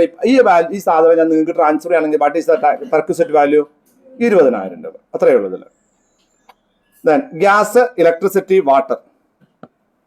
If purchase from outside agency, ഈ കമ്പനി പുറത്തു നിന്ന് വാങ്ങിയിട്ടാണ് നിങ്ങൾക്ക് ഗ്യാസും ഇലക്ട്രിസിറ്റിയും വാട്ടറും തരുന്നതെങ്കിൽ അതിന്റെ വാല്യൂ എന്ന് പറഞ്ഞാൽ എത്രയാണ്? എംപ്ലോയർ കൊടുക്കുന്ന വിലയാണ് അതിന്റെ വാല്യൂ ആയിട്ട് കണക്കാക്കുക. എന്നാൽ അത് എംപ്ലോയർ തന്നെ പ്രൊഡ്യൂസ് ചെയ്തിട്ടുള്ള ഗ്യാസ്, ഇലക്ട്രിസിറ്റി, വാട്ടർ ആണ് കൊടുക്കുന്നതെങ്കിൽ മാനുഫാക്ചറിങ് കോസ്റ്റ് എത്രയാണോ അവർക്ക് വരുന്നത് അതാണ് അതിന്റെ വാല്യൂ ആയിട്ട് കണക്കാക്കുക. ഇപ്പോൾ റിലയൻസ് പെട്രോളിയത്തിൽ വർക്ക് ചെയ്യുന്ന ഒരാളാണ് ഞാനെന്ന് കണ്ടേക്കുക. ഞാൻ വർക്ക് ചെയ്യുമ്പോൾ എനിക്ക് എന്റെ വണ്ടിക്ക് അടിക്കാനുള്ള പെട്രോൾ ആര് തരുന്നു? റിലയൻസിന്റെ പമ്പിൽ തന്നെ അടിക്കാം, ഫ്രീ ആയിട്ട് അടിക്കാന്ന് പറയാം. അങ്ങനെയാണെങ്കിൽ റിലയൻസിന് അതിന്റെ മാനുഫാക്ചറിങ് കോസ്റ്റ് എത്രയാണോ അതാണ് അതിന്റെ പെർക്വിസിറ്റ് വാല്യൂ ആയിട്ട് കണക്കാക്കുന്നത്. അതേസമയം എന്നോട് പറയാണ് രാജു സാറിന്റെ വണ്ടിക്ക് എവിടുന്ന് വേണമെങ്കിൽ എണ്ണ അടിച്ചോ, ഈ പമ്പിൽ നിന്ന് അടിച്ചാൽ മതി, അതിന് അടിക്കുന്ന പൈസ ഞങ്ങൾ കൊടുത്തുകൊള്ളാം. അപ്പൊ അതിനകത്ത് എന്താണ്, നിങ്ങൾക്ക് ആ എണ്ണ അടിക്കാൻ വേണ്ടി കമ്പനി തരുന്ന പൈസ, പുറത്തു നിന്ന് കമ്പനി കൊടുക്കേണ്ടുന്ന പൈസ എന്താണോ അതാണ് നിങ്ങളുടെ പെർക്വിസിറ്റ് വാല്യൂ. ക്ലിയർ ആണോ ഞാൻ പറഞ്ഞത്? ഇത് ഈ ഗ്യാസും ഇലക്ട്രിസിറ്റിയും വാട്ടറും ഒക്കെ ചിലപ്പോൾ കമ്പനി തന്നെ ഉണ്ടാവും. അങ്ങനെ ഉണ്ടെന്നുണ്ടെങ്കിൽ കമ്പനിയുടെ കയ്യിലുള്ള വില, കമ്പനിക്ക് വരുന്ന manufacturing cost per unit, then അല്ലെങ്കിൽ എന്താണ് കണക്കാക്കേണ്ടത്, പുറത്തുനിന്ന് വാങ്ങുന്ന വില എന്താണോ അതാണ് നമ്മുടെ പെർക്വിസിറ്റ് വാല്യൂ. അതിൽ നിന്ന് അയാളിൽ നിന്ന് എന്തെങ്കിലും കളക്ട് ചെയ്യുന്നുണ്ടെങ്കിൽ ആ എമൗണ്ട് കുറച്ചുള്ള ബാക്കിയുള്ള എമൗണ്ട് ആണ് പെർക്വിസിറ്റ് ആയിട്ട് കണക്കാക്കുക. എംപ്ലോയർ നിങ്ങൾക്ക് വേണ്ടി 36,000 രൂപ ഇലക്ട്രിസിറ്റി ബിൽ അടയ്ക്കുന്നു, നിങ്ങൾ 10,000 രൂപ കമ്പനിക്ക് കൊടുക്കുന്നു. അപ്പൊ എത്രയാണ് നിങ്ങളുടെ പെർക്വിസിറ്റ് വാല്യൂ? എംപ്ലോയർ നിങ്ങൾക്ക് വേണ്ടി 36,000 രൂപ ഇലക്ട്രിസിറ്റി ബിൽ അടയ്ക്കുന്നു, നിങ്ങളിൽ നിന്ന് അതിലേക്കായിട്ട് 10,000 രൂപ എംപ്ലോയർ പിടിച്ചെടുക്കുന്നു. അപ്പൊ എത്രയാണ് നിങ്ങളുടെ പെർക്വിസിറ്റ് വാല്യൂ? 36,000 മൈനസ് 10,000, 26,000 രൂപയാണ് നിങ്ങളുടെ പെർക്വിസിറ്റ് വാല്യൂ. Then free or concessional education. Free ആയിട്ടോ കൺസെഷണൽ ആയിട്ടോ എഡ്യൂക്കേഷൻ ഫെസിലിറ്റി തരികയാണെന്ന് വിചാരിക്കാം. No perquisite value per child is less than or equal to 1,000 rupees per month. And if it exceeds 1,000 rupees, cost minus 1,000 minus recovery is the value. നിങ്ങളുടെ എംപ്ലോയിയുടെ കുട്ടികൾക്ക് വിദ്യാഭ്യാസത്തിനുള്ള സംവിധാനം നിങ്ങൾ കൊടുക്കുന്നു. ഇൻസ്റ്റിറ്റ്യൂഷൻ ഉടമസ്ഥന്റെ സ്വന്തം ഇൻസ്റ്റിറ്റ്യൂഷനിലാണ് ഈ വിദ്യാഭ്യാസം കൊടുക്കുന്നത് എന്ന് കരുതുക. ഉദാഹരണം, ഇപ്പൊ മലബാർ സിമന്റ്സിന് സ്വന്തമായിട്ടൊരു സ്കൂളുണ്ട്. ആ സ്കൂളിലാണ് മലബാർ സിമന്റ്സിന്റെ എംപ്ലോയീസിന്റെ കുട്ടികളെ പഠിപ്പിക്കുന്നത് എങ്കിൽ എന്താണ് സംഭവിക്കുക എന്നുള്ള what is A perquisite value എന്നാണ്. ഇനി ഒരു കുട്ടിക്ക് പഠിപ്പിക്കാനുള്ള ചെലവ് എംപ്ലോയർക്ക് വരുന്നത് 1,000 രൂപയോ അതിൽ കുറവോ ആണെന്നുണ്ടെങ്കിൽ അതിന് എന്തില്ല, ഒരു പെർക്വിസിറ്റും ഇല്ല. അഥവാ 1,000 രൂപയിൽ കൂടുതൽ ചെലവ് എംപ്ലോയർക്ക് വരുന്നുണ്ട് എന്നുണ്ടെങ്കിൽ ആ എംപ്ലോയർ 1,000 രൂപ എത്രയാണോ ചെലവ് cost minus 1,000 rupees minus recovery. 1,000 രൂപ വരെ ചെലവില്ല, 1,000 രൂപയിൽ കൂടുതൽ എത്രയാണോ ചെലവ് വന്നത് അതിൽ നിന്ന് എത്രയാണോ റിക്കവർ ചെയ്തത് അതാണ് നിങ്ങളുടെ എന്താണ് പെർക്വിസിറ്റ് വാല്യൂ ആയിട്ട് കണക്കാക്കുക. ശ്രദ്ധിച്ച് മനസ്സിലാക്കണം. ഈ കണക്കിൽ ചെറിയൊരു ട്രിക്കുണ്ട്, ഒരു കുനിഷ്ടുണ്ട് ഇതിൽ. നിങ്ങൾക്ക് ഒരു സ്കൂളുണ്ട്. ആ സ്കൂളിൽ ഒരു കുട്ടിയെ പഠിപ്പിക്കാൻ എത്ര രൂപ ചെലവാകുന്നത്? 2,500 രൂപ ചെലവാകുന്നുണ്ട് എന്ന് കരുതുക. അങ്ങനെയാണെന്നുണ്ടെങ്കിൽ നിങ്ങൾക്ക് എത്ര രൂപയാണ് ടാക്സബിൾ പെർക്വിസിറ്റ് നിങ്ങളുടെ എംപ്ലോയീസിന്? ക്ലിയർ ആണോ? മനസ്സിലായോ ഞാൻ പറഞ്ഞത്? അതായത് 2,500 രൂപയാണ് ഒരു കുട്ടിയെ പഠിപ്പിക്കാൻ എംപ്ലോയർ ചെലവാക്കുന്നതെങ്കിൽ 1,000 രൂപ വരെ പെർക്വിസിറ്റ് ആയിട്ട് കണക്കാക്കില്ല. 1,000 രൂപയ്ക്ക് മുകളിലുള്ള എമൗണ്ട് ആണ് പെർക്വിസിറ്റ് ആയിട്ട് കണക്കാക്കുക. ക്ലിയർ ആണോ ഞാൻ ഈ പറഞ്ഞത്? മനസ്സിലായോ? അതായത് നിങ്ങളുടെ ഓഫീസിൽ വർക്ക് ചെയ്യുന്ന ആൾക്കാരുടെ കുട്ടികളെ പഠിപ്പിക്കാൻ വേണ്ടി എഡ്യൂക്കേഷൻ ഫെസിലിറ്റി കൊടുക്കുകയോ പ്രൊവൈഡ് ചെയ്യുകയോ ചെയ്യുന്നുണ്ടെങ്കിൽ അതിനൊരു കുട്ടിക്ക് വരുന്ന ചെലവ് 1,000 രൂപ വരെ ടാക്സബിൾ അല്ല, 1,000 രൂപയ്ക്ക് മുകളിലുള്ളത് മാത്രമാണ് ടാക്സബിൾ. ക്ലിയർ അല്ലേ?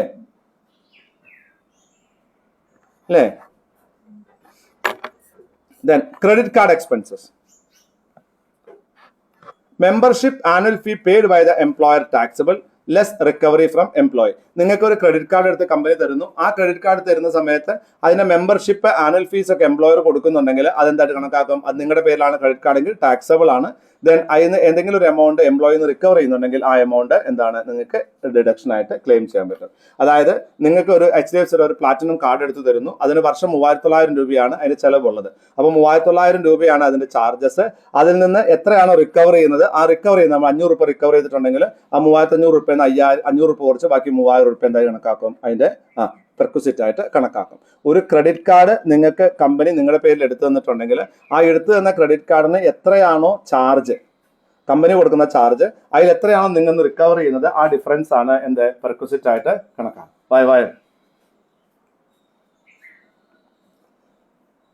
Then club expenditure, actual expenditure incurred by the employer less recovery. ഏതെങ്കിലും ഒരു ക്ലബ് മെമ്പർഷിപ്പ് നിങ്ങൾക്ക് വേണ്ടി എടുത്തു വെച്ചിട്ട് ഇരിക്കും പോരാ. കറുത്ത ഷർട്ട് കിട്ടുന്നുണ്ടല്ലോ. ക്ലബ് എക്സ്പെൻഡിച്ചർ അതിനകത്ത് എന്താന്ന് പറഞ്ഞാല്, ക്ലബ് എക്സ്പെൻഡിച്ചർ എന്ന് പറഞ്ഞാല് നിങ്ങൾക്ക് വേണ്ടി ഏതെങ്കിലും ഒരു ക്ലബ് മെമ്പർഷിപ്പ് കമ്പനി എടുത്തു തന്നിട്ടുണ്ട്, അവരാണ് അതിന്റെ പൈസ അടയ്ക്കുന്നത് എങ്കിൽ നിങ്ങൾക്ക് എന്ത് ചെയ്യും? ആ ക്ലബ് മെമ്പർഷിപ്പിന് കമ്പനി കൊടുക്കുന്ന പൈസ നിങ്ങളുടെ പെർക്വിസിറ്റ് ആണ്. അതിൽ നിന്ന് നിങ്ങൾക്ക് എന്തെങ്കിലും പൈസ അവർ റിക്കവർ ചെയ്യുന്നുണ്ടെങ്കിൽ ആ പൈസ കുറച്ച് ബാക്കിയുള്ള പൈസ എന്താണ് അതിന് പെർക്വിസിറ്റ് ആയിട്ട് കണക്കാക്കും. സേ ഫോർ എക്സാമ്പിൾ, ഇപ്പോൾ JCIയുടെ ഒരു മെമ്പർഷിപ്പ് ഉണ്ട്. വർഷത്തിൽ 10,000 രൂപയാണ് മെമ്പർഷിപ്പ് ഫീസ്. നിങ്ങൾക്ക് വേണ്ടി കമ്പനി എടുത്തു തരുന്നു. സോ പെർക്വിസിറ്റ് വാല്യൂ എത്രയാണ്? 10,000 രൂപ. അതിൽ നിന്ന് നിങ്ങൾ ഇന്ന് 2,000 രൂപ അതിന് വേണ്ടി നിങ്ങൾ ഇന്ന് കളക്ട് ചെയ്യുന്നുണ്ട്. അപ്പൊ എത്ര പെർക്വിസിറ്റ് വാല്യൂ? 10,000 മൈനസ് 2,000 8,000 രൂപയാണ് പെർക്വിസിറ്റ്. മനസ്സിലാവുണ്ടോ ഞാൻ പറഞ്ഞത്? നിങ്ങൾക്കൊരു കാര്യം ഉപയോഗിക്കാൻ തരുന്നു, അതിന് കമ്പനി 10,000 രൂപ അടയ്ക്കുന്നു. നിങ്ങളിൽ നിന്ന് അതിനു വേണ്ടി 2000 രൂപ കളക്ട് ചെയ്യുന്നുണ്ടെങ്കിൽ നിങ്ങൾക്ക് കിട്ടിയ ബെനിഫിറ്റ് എത്രയാ? 10,000 മൈനസ് 2000 8,000 രൂപയല്ലേ? ഇത്രയും ആലോചിക്കേണ്ടേ ഉള്ളൂ.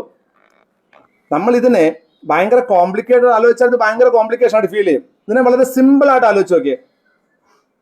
മനസ്സിലാവുന്നുണ്ടോ? അതായത് ഇപ്പൊ ഞാൻ ഒരു വീട് വാടകയ്ക്ക് എടുത്തിട്ട് നിജിന് താമസിക്കാൻ തരികയാണെങ്കിൽ ഞാൻ എത്ര പൈസ വാടകയ്ക്ക് കൊടുക്കുന്നുവോ അതല്ലേ നിങ്ങൾക്ക് കിട്ടുന്ന ബെനിഫിറ്റ്. ആ വാടകയിൽ നിന്ന് നിങ്ങളിൽ നിന്ന് ഞാൻ ഒരു എമൗണ്ട് കളക്ട് ചെയ്യുന്നെങ്കിൽ ഞാൻ കൊടുക്കുന്ന വാടക മൈനസ് നിങ്ങൾ തരുന്ന വാടക, ആ ഡിഫറൻസ് എമൗണ്ട് അല്ലേ നിങ്ങളുടെ പെർക്വിസിറ്റ് നിങ്ങൾക്ക് അഡീഷണൽ ബെനിഫിറ്റ് ആയിട്ട് കിട്ടുന്നുള്ളൂ. ദേവാ അല്ലേ? ഇത്രയേ ഉള്ളൂ ഇതിന്. ഈ പെർക്വിസിറ്റ്സിൽ മൊത്തം നിങ്ങൾ ഒരു ബുദ്ധിമുട്ടും ഇല്ലാതെ പഠിക്കാൻ പറ്റുന്ന സാധനമാണ് ഈ പെർക്വിസിറ്റ്. ഒരു ബുദ്ധിമുട്ടുമില്ല. ഒന്ന് കോമൺ സെൻസ് ഉപയോഗിച്ചാൽ മതി. നിങ്ങളുടെ കമ്പനിയിൽ നിങ്ങൾ ജോലി ചെയ്യുന്നു.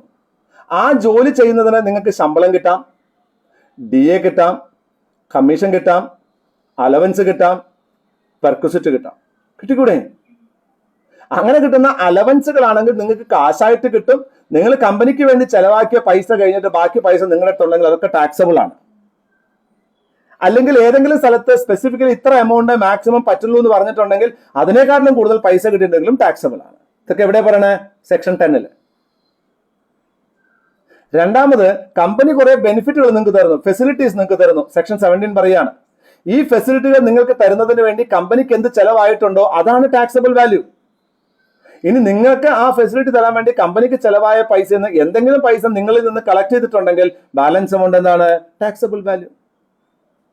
2 കാര്യമുള്ളതിൽ ലോജിക് ഉണ്ടെങ്കിൽ കിടക്കിടക്കിടാന്ന് ചെയ്തു പോകാൻ പറ്റും. Club expenditure, health club sports facility. Health club sports facility not taxable if provided uniformly to all employees. നിങ്ങളുടെ ഒരു കമ്പനി ഉണ്ട്, ആ കമ്പനിയിൽ നിങ്ങൾ ജോലി ചെയ്യുന്ന എല്ലാവർക്കും എന്ത് ചെയ്യുന്നു? ഒരു ക്ലബ് മെമ്പർഷിപ്പ്, ഒരു ഹെൽത്ത് ക്ലബ് മെമ്പർഷിപ്പ് എടുത്തു കൊടുക്കുന്നു. ഒരു ജിമ്മില് ഇത് കൊടുക്കുന്നു, ജോയിനിങ് ചെയ്തു കൊടുക്കുന്നു. Not taxable. എല്ലാവർക്കും ആണെന്നുണ്ടെങ്കിൽ, ഏതെങ്കിലും സ്പെസിഫിക് ഒരാൾക്ക് മാത്രമാണെന്നുണ്ടെങ്കിൽ, ഒരു കൂട്ടം ആൾക്കാർക്ക് മാത്രമാണെന്നുണ്ടെങ്കിൽ അതെന്താണ്? ടാക്സബിൾ പെർക്വിസിറ്റ് ആയിട്ട് കണക്കാക്കും. അതായത് നിങ്ങളുടെ കമ്പനിയിൽ യൂണിഫോംലി ടു ഓൾ എംപ്ലോയീസിന് കൊടുക്കുക. നമ്മുടെ നാട്ടിൽ ഇപ്പോൾ വലിയ വലിയ കമ്പനികളൊക്കെ അതാ ചെയ്യുന്നത്. എന്താ ചെയ്യുന്നത്? അവരുടെ ഓഫീസിന്റെ അവസാനത്തെ ഫ്ലോർ ജിമ്മാക്കി മാറ്റും. കമ്പൽസറി ആയിട്ട് അവിടെ പോയി വർക്ക് ചെയ്യണം, നിർബന്ധം. അവര് ദിവസത്തിൽ 4 മണി കഴിഞ്ഞാൽ, അല്ലെങ്കിൽ രാവിലെ വന്ന് വൈകുന്നേരത്ത് പോകണം, 4 മണി കഴിഞ്ഞാൽ അരമണിക്കൂർ ജിമ്മിൽ പോയതിനു ശേഷം മാത്രം അറ്റൻഡൻസ് രജിസ്റ്റർ ചെയ്ത് എക്സസൈസ് ചെയ്തിട്ട് തിരിച്ചു പോകാൻ സമ്മതിക്കത്തുള്ളൂ. ഉണ്ട്. ഇപ്പൊ ഇയാൾ രാഹുലൊക്കെ പഠിക്കുന്ന കോളേജിൽ അടിപൊളി ജിമ്മാണ്, എമ്മാതിരി ജിമ്മ അത്ര അറിയോ? AC ജിമ്മാണ്.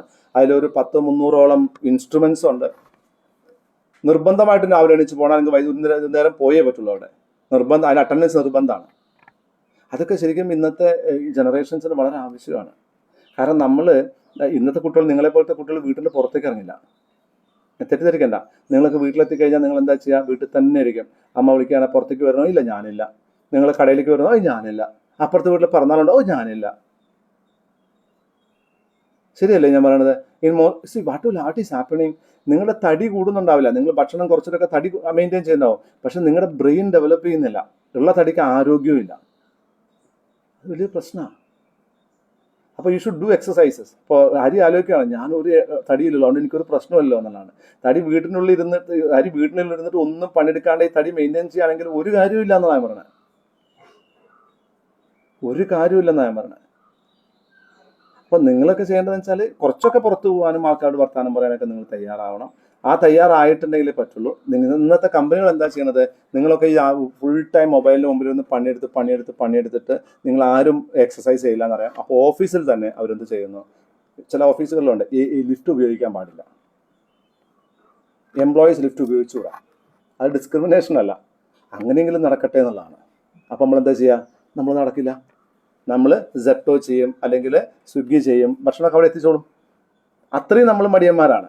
അണ്ടർസ്റ്റുഡ്? സോ എല്ലാവർക്കും കൂടി ഒരു ഫെസിലിറ്റി. ഇതൊക്കെ നാളെ നിങ്ങൾ ആലോചിക്കണം. നിങ്ങളുടെ കമ്പനിയിൽ ഇങ്ങനെ കുറേ തടിയന്മാരും മടിയന്മാരും ഒക്കെ ഉണ്ടായിരിക്കും. അവർക്ക് തടിയത്തികളും മടിയത്തികളും ഒക്കെ ജെൻഡർ ബൈസ്ഡ് ആയി പോയി ഞാൻ അറിയാതെ, അത് ചെയ്യാൻ പാടില്ല. അപ്പോൾ അവർക്കൊക്കെ ഗുണമാകുന്ന രീതിയിൽ നിങ്ങളുടെ മാനേജിംഗ് ഡയറക്ടറൊക്കെ സംസാരിച്ചിട്ട് ഒരു ജിം ഫെസിലിറ്റി ഒക്കെ ഉണ്ടാക്കണം. എന്നിട്ട് അവിടെ അവരെ കൊണ്ട് പണിയെടുപ്പിക്കണം. അവരൊക്കെ നമ്മുടെ കമ്പനിയിൽ കുറേ കാലം നല്ല ഹാർട്ടോട് കൂടി വർക്ക് ചെയ്യണം കേട്ടോ. അപ്പോൾ അങ്ങനത്തെ ഹെൽത്ത് ക്ലബ് സ്പോർട്സ് ഫെസിലിറ്റി ഒക്കെ കൊടുക്കുകയാണ്, എല്ലാ എംപ്ലോയീസിനും കൊടുക്കുകയാണെങ്കിൽ ഇസ് അബ്സല്യൂട്ട്ലി എക്സംപ്റ്റഡ് ആണ്. സിറ്റിക്വിറ്റി ഇസ് ഓപ്പ്. സിറ്റിക്വിറ്റി പറഞ്ഞ എന്താണ്? വിയർപ്പ് ഓഹരി. എന്താ സംഭവം? അയാൾ നമുക്ക് തന്ന എന്തോ ഒരു ബെനിഫിറ്റിന് പകരമായിട്ടാണ് നമ്മൾ സെക്യൂരിറ്റി കൊടുക്കുന്നത്. അപ്പൊ ഡെഫിനറ്റ് ആയിട്ടും അതിലൊരു ടാക്സബിൾ വാല്യൂ, ഒരു അഡീഷണൽ വാല്യൂ ഉണ്ടെങ്കിൽ അത് പെർക്വിസിറ്റ് ആയിട്ട് കണക്കാക്കണ്ടേ? അയാൾ നമുക്ക് 10,000 രൂപയുടെ സാധനം തന്നാൾക്ക് 20,000 രൂപയുടെ ഷെയർ കൊടുത്താൽ 10,000 രൂപയ്ക്ക് അധികം കൊടുത്ത പൈസ അല്ലേ? നമ്മുടെ സോഫ്റ്റ് ലോജിക്കില് അത് ടാക്സബിൾ ആകണ്ടേ? ഇത്ര മാത്രം ആലോചിക്കുക. ആദ്യം നമുക്ക് ഇതിലേക്ക് പോവാം. ഈ ഒരു ലിസ്റ്റഡ് കമ്പനി ആണെന്നുണ്ടെങ്കിൽ, ഒരു ലിസ്റ്റഡ് കമ്പനിയാണ് സിറ്റിക്വിറ്റി കൊടുക്കുന്നതെങ്കിൽ average opening and closing price എടുക്കുക. അതാണ് fair market value on recognised stock exchange. അതായത് എന്നാണോ ഹയസ്റ്റ് ട്രേഡിംഗ് വോള്യം ഉണ്ടായ ദിവസം, ആ ദിവസത്തെ average opening and closing price. അപ്പോൾ opening value plus closing price of the highest trading volume day. And if no trading, the closing price of nearest previous date എടുക്കുക. Closing price of previous nearest date എടുക്കുക. അതാണ് അതിന്റെ value. Unlisted company ആണെങ്കിൽ അത് ആരാണ്? Fair market value determine by the merchant banker. Then on exercise date or within 180 days prior, taxable is fair market value minus amount paid by employee. See, നിങ്ങൾക്ക് ഒരു security തരുന്നു. ഞാൻ simple ആയിട്ട് പറയാം, ഒന്നുമില്ല ഇതില്, സിമ്പിൾ കാര്യം. ഒരു സെക്യൂരിറ്റി തരുന്നു. ഞാൻ ലിസ്റ്റഡ് കമ്പനി ആണെന്നുണ്ടെങ്കിൽ എന്റെ എന്ത് ചെയ്യാം? എന്റെ കമ്പനിയുടെ സെക്യൂരിറ്റീസ് ഏറ്റവും കൂടുതൽ ട്രേഡിംഗ് വോള്യം ഉണ്ടായിട്ടുള്ള ദിവസത്തിലെ highest opening price plus closing price എടുക്കുക, അതിന്റെ ആവറേജ് എടുക്കുക. ആ വിലയാണ് എന്ത്? Perquisite value. ഓക്കെ. ഇനി അതിന് എന്തെങ്കിലും പൈസ നിങ്ങൾ തരുന്നുണ്ടെങ്കിൽ ആ പൈസ മൈനസ് നിങ്ങൾ തരുന്ന പൈസയാണ് എന്ത്? Perquisite value. Say for example 100 രൂപയുടെ ഒരു ഷെയർ ഞാൻ നിങ്ങൾക്ക് വെറുതെ തരുന്നു. എന്താ പെർക്വിസിറ്റ്? 100 രൂപ. 100 രൂപയുടെ ഒരു ഷെയർ നിങ്ങൾക്ക് തരുമ്പോൾ നിങ്ങൾ എനിക്ക് അതിന് 20 രൂപ തിരിച്ചു തരുന്നു. എത്ര പെർക്വിസിറ്റ്?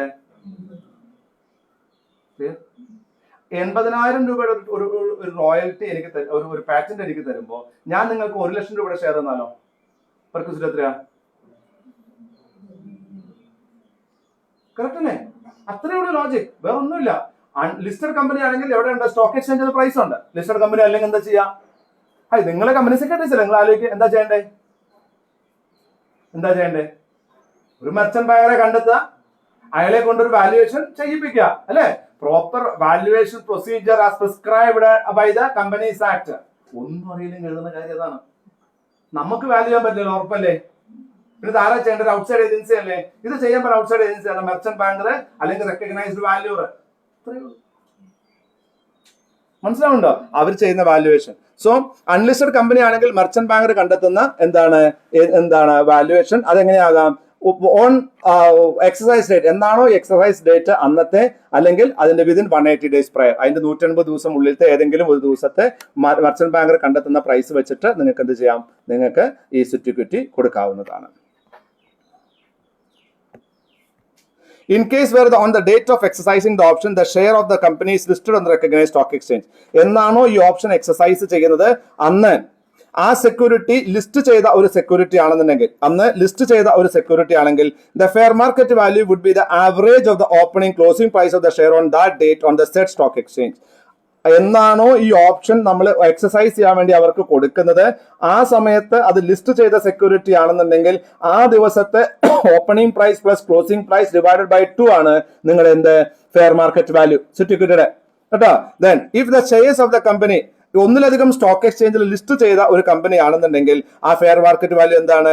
ഏത് എക്സ്ചേഞ്ചിലാണോ കൂടുതൽ ട്രേഡിംഗ് വോള്യം ആ ദിവസം ഉണ്ടായിട്ടുള്ളത്, ആ വോള്യം ഉണ്ടായിട്ടുള്ള ദിവസത്തെ നമ്മൾ എന്താ opening price plus closing price divided by 2 ആണ് നമ്മുടെ ആവറേജ് പ്രൈസ്. അതാണ് ഫെയർ മാർക്കറ്റ് വാല്യൂ. ഇനി ആ സെക്യൂരിറ്റിയിൽ ഒരു ട്രേഡിംഗ് നടന്നിട്ടില്ലെങ്കിലോ, then the fair market value would be the closing price on the recognized stock exchange on the date closest to the exercising option. ഇനി തൊട്ട് മുമ്പത്തെ ദിവസം ട്രേഡിംഗ് ഒന്നും നടന്നിട്ടില്ലെങ്കിലോ, അങ്ങനെയാണെങ്കിൽ ഇതിന് തൊട്ട് മുമ്പ് ദിവസം എന്നാണോ ട്രേഡിംഗ് നടന്നിട്ടുള്ളത് അന്നത്തെ ക്ലോസിംഗ് പ്രൈസ് ആണ് എന്ത്? ഫെയർ മാർക്കറ്റ് വാല്യൂ ആയിട്ട് കണക്കാക്കുക. ഇനി അന്നത്തെ ദിവസവും ഒന്നിലധികം സ്റ്റോക്ക് എക്സ്ചേഞ്ച് ട്രേഡ് ചെയ്തിട്ടുണ്ടെങ്കിലോ, ഏത് സ്റ്റോക്ക് എക്സ്ചേഞ്ചിലാണോ കൂടുതൽ വോള്യം അന്നുണ്ടായിട്ടുള്ളത് ആ വോള്യം ഉള്ള എക്സ്ചേഞ്ചിലെ ക്ലോസിംഗ് പ്രൈസ് ആണ് എടുക്കുക. അതായത് 10-ാം തീയതിയാണ് എക്സസൈസ് ഡേറ്റ്. 9-ാം തീയതി ഏത് സ്റ്റോക്ക് എക്സ്ചേഞ്ചിലാണോ ട്രേഡ് ചെയ്തിട്ടുള്ളത്, ഒറ്റ സ്റ്റോക്ക് എക്സ്ചേഞ്ച് വെച്ചാൽ ആ സ്റ്റോക്ക് എക്സ്ചേഞ്ച് ട്രേഡ് ചെയ്തിട്ടുണ്ട് opening price closing price divide by 2. ഇനി ഒന്നിലധികം സ്റ്റോക്ക് എക്സ്ചേഞ്ചിൽ ട്രേഡ് ചെയ്തിട്ടുണ്ടെങ്കിലോ 9-ാം തീയതിയിലെ ഏത് സ്റ്റോക്ക് എക്സ്ചേഞ്ചിലാണോ ഏറ്റവും കൂടുതൽ വോള്യം ഉണ്ടായത് ആ വോള്യം ഉണ്ടായ സ്റ്റോക്ക് എക്സ്ചേഞ്ചിലെ opening price plus closing price divide by 2. Okay, first situation. രണ്ടാമത്തെ സിറ്റുവേഷൻ, ഇതൊരു തിൻലി ട്രേഡഡ് കമ്പനിയാണ്. അതിന്റെ അന്നോ അതിന് തലേദിവസം ഒന്നും ട്രേഡ് ചെയ്തിട്ടില്ല. അങ്ങനെയാണെങ്കിലോ എന്നായിരുന്നുവോ ലാസ്റ്റ് ട്രേഡ് ചെയ്തിരുന്നത് ആ ട്രേഡ് ചെയ്ത ദിവസത്തെ ക്ലോസിംഗ് പ്രൈസ് എടുക്കാം. ഇനി ആ ദിവസം ഒന്നിലധികം സ്റ്റോക്ക് എക്സ്ചേഞ്ചിൽ ട്രേഡ് ചെയ്തിട്ടുണ്ടെങ്കിലോ, ഏത് സ്റ്റോക്ക് എക്സ്ചേഞ്ചിലാണോ കൂടുതൽ വോള്യൂം ഉണ്ടായിരുന്നത് ആ സ്റ്റോക്ക് എക്സ്ചേഞ്ചിലെ ക്ലോസിംഗ് പ്രൈസ് എടുക്കാം. ക്ലിയർ? സെക്യൂരിറ്റി ചോദിക്കും, കാരണം ഇത് കമ്പനിയിലോട് ബന്ധപ്പെട്ട് കിടക്കുന്നതാണ്. അപ്പോൾ നമ്മുടെ ഫേവറേറ്റ് ടോപ്പിക് ആണത്. അപ്പൊ അത് ചോദിക്കാം കേട്ടോ. Motor car is A perquisite. അതിന്റെ വാല്യുവേഷൻ എങ്ങനെയാണ്? ഒരു കാറ് നിങ്ങൾക്ക് ഉപയോഗിക്കാൻ തരുന്നു, അതിന്റെ ചെലവ് എംപ്ലോയർ ആണ് കൊടുക്കുന്നതെങ്കിൽ, അതിന്റെ ഫുൾ ചെലവ് ആര് കൊടുക്കുകയാണ്?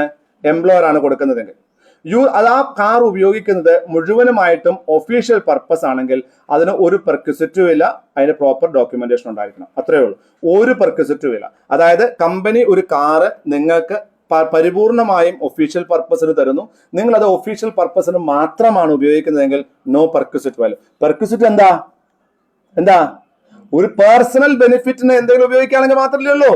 അപ്പോൾ നമ്മൾക്ക് തരുന്ന കാറ് കമ്പനിയുടെ കാര്യത്തിന് മാത്രം, രാവിലെ പോകുമ്പോൾ ഓഫീസിൽ കാർ ഉണ്ടാവും, അത് ഉപയോഗിച്ച് കമ്പനിയുടെ കാര്യങ്ങളൊക്കെ നടത്തും, തിരിച്ചു വരുമ്പോൾ കമ്പനിയുടെ കാർ അവിടെ നിർത്തി നേരെ വീട്ടിലേക്ക് ഞാൻ എന്റെ വണ്ടിയിൽ വരികയാണെങ്കിൽ എന്താണ്? പെർക്വിസിറ്റ് ഇല്ല.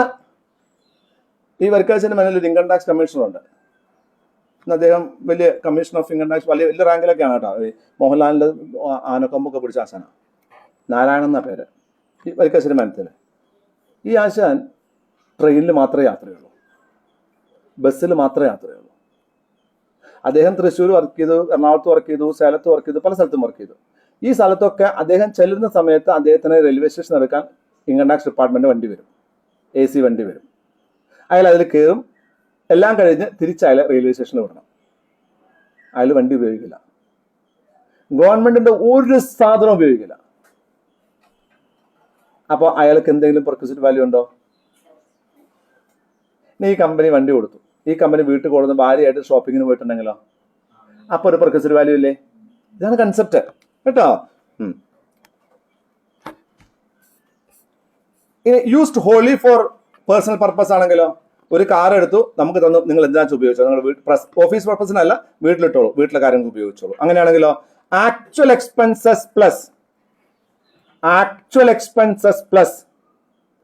10% ഡിപ്രീസിയേഷൻ സ്ട്രേറ്റ് ലൈൻ മെത്തേഡിൽ plus drivers salary less recovery ആണ് perquisite value.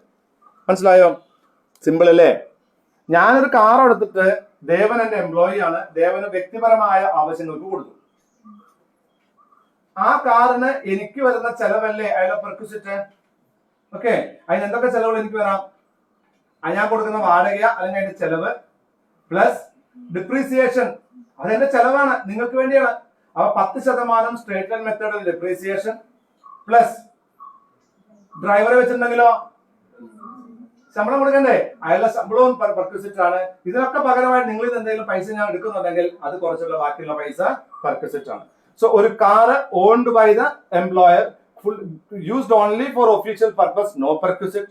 But if it is given to the employee for personal purpose, അതിന് actual cost of the employer plus 10% depreciation on straight line method plus driver salary minus any amount recovered. Okay, രണ്ട് പ്രശ്നമില്ല. ഇന്നത്തെ പ്രശ്നം ഇപ്പൊ എന്താന്ന് വെച്ചാൽ, മൂന്നാമത്തെ case നമ്മൾ സാധാരണ കേസ് ചെയ്യുന്ന പരിപാടിയാണ്. ഓഫീസിൽ ഉപയോഗിക്കാൻ കാറ് തരും, ആ കാർ കൊണ്ട് വൈഫിനെ അല്ലെങ്കിൽ ഹസ്ബൻഡിനെ വിളിച്ച് പറയും 4:30 എത്താട്ടോ, നമുക്കൊന്ന് നെല്ലിയാമ്പതി പോവാന്ന. പേഴ്സണൽ പർപ്പസ് ആയില്ലേ? Partly official, partly. ഫുള്ളി ഒഫീഷ്യലും പ്രശ്നമില്ല, ഫുള്ളി പേഴ്സണലും പ്രശ്നമില്ല, വളരെ സിമ്പിൾ ആയിട്ട് കാൽക്കുലേറ്റ് ചെയ്യാം. പക്ഷെ partly official and partly personal ആണെങ്കിൽ ചെറിയ പ്രശ്നമുണ്ട്. നമ്മൾ വണ്ടിയുടെ എഞ്ചിൻ കപ്പാസിറ്റി നോക്കണം. ഒരു മാരുതി ആൾട്ടോയുടെ എഞ്ചിൻ കപ്പാസിറ്റി എത്രയാണ് അറിയോ? നിങ്ങൾക്ക് അറിയോ? ഒരു വണ്ടിയുടെ എഞ്ചിൻ കപ്പാസിറ്റി അറിയോ? ഓട്ടെ, ബ്രിജിത്ത, തൻ്റെ അമ്മയുടെ വണ്ടിയുടെ എഞ്ചിൻ കപ്പാസിറ്റി എത്രയാണ്? എഞ്ചിൻ കപ്പാസിറ്റി എത്ര? Cubic capacity. എഞ്ചിൻ കപ്പാസിറ്റി പറഞ്ഞാൽ CC. എത്ര CC വണ്ടിയാണത്? ആലോചിക്കേണ്ട ആവശ്യം വന്നിട്ടില്ലല്ലോ. അത് അറിയാത്തതൊരു ക്രൈമാണെന്ന് നിങ്ങൾ വിചാരിച്ചത്. അത് ക്രൈമൊന്നുമല്ല, നമുക്കത് ആലോചിക്കേണ്ട ആവശ്യം വന്നിട്ടില്ല. പക്ഷേ നമ്മളൊരു കമ്പനി സെക്രട്ടറി, ചാർട്ടേഡ് അക്കൗണ്ടന്റ് ആയാൽ ഇതൊക്കെ ആലോചിക്കണം, നമുക്കറിയണം. ഒരു മാരുതി 800 കാറിന്റെ ക്യൂബിക് കപ്പാസിറ്റി 790 cc ആണ്. 800 എന്ന് പറയുമെങ്കിലും 790 cc ആണ് അതിന്റെ ക്യൂബിക് കപ്പാസിറ്റി. എന്താ ക്യൂബിക് കപ്പാസിറ്റി? എഞ്ചിൻ പവർ എന്ന് പറയുന്നത്. സാധാരണ നമ്മുടെ നാട്ടിലോട്ടുള്ള ബൈക്കിനൊക്കെ 100ഉം 125 CC ആണ്. ബുള്ളറ്റ് ആണെങ്കിൽ 350 CC ആണ്. എൻ്റെ ജീപ്പ് ഉണ്ടല്ലോ, പഴയ ജീപ്പ്, ആ ജീപ്പ് ആണെങ്കിൽ 2400 CC ആണ്. എൻ്റെ കാർ 1400 CC ആണ്. ഇതനുസരിച്ചിട്ടാണ് വണ്ടിയുടെ പവർ പറയുക നമ്മൾ. പവർ, അത് എത്രമാത്രം പവർ ഉണ്ട് എന്നുള്ളത് അല്ലേ. അപ്പോൾ ഈ ക്യൂബിക് കപ്പാസിറ്റി വെച്ചിട്ടാണ് ഈ പാർട്ട്ലി ഒഫീഷ്യൽ പാർട്ട്ലി പേഴ്സണൽ ആയിട്ടുള്ള കാറിന്റെ ഉപയോഗത്തെ കണക്കാക്കുക. അപ്പോൾ ഇനി മുതൽ കാറുകൾ കാണുമ്പോൾ, വണ്ടികൾ കാണുമ്പോൾ അതിന്റെ CC എത്രയും കൂടി നോക്കാൻ പഠിക്കുക. ഏതെങ്കിലും ഒരു വണ്ടി നമ്മൾ പറയില്ലേ, വണ്ടി ഇങ്ങനെ വലിഞ്ഞ് പോവുകയാണെങ്കിൽ എന്താ പറയാ, അതിനൊരു ആരോഗ്യമില്ല, CC ഇല്ലാത്ത വണ്ടിയാ തോന്നുന്നുണ്ടാ പറയാ. അതിന്റെ അർത്ഥം എന്താ, വണ്ടി കാണാൻ ഭയങ്കര സൈസ് ആയിരിക്കും, അതിന് ക്യൂബിക് കപ്പാസിറ്റി ഉണ്ടാവില്ല. ഉദാഹരണം, ഒരു എക്സാമ്പിൾ പറയുകയാണെങ്കിൽ റെനോൾട്ടിന്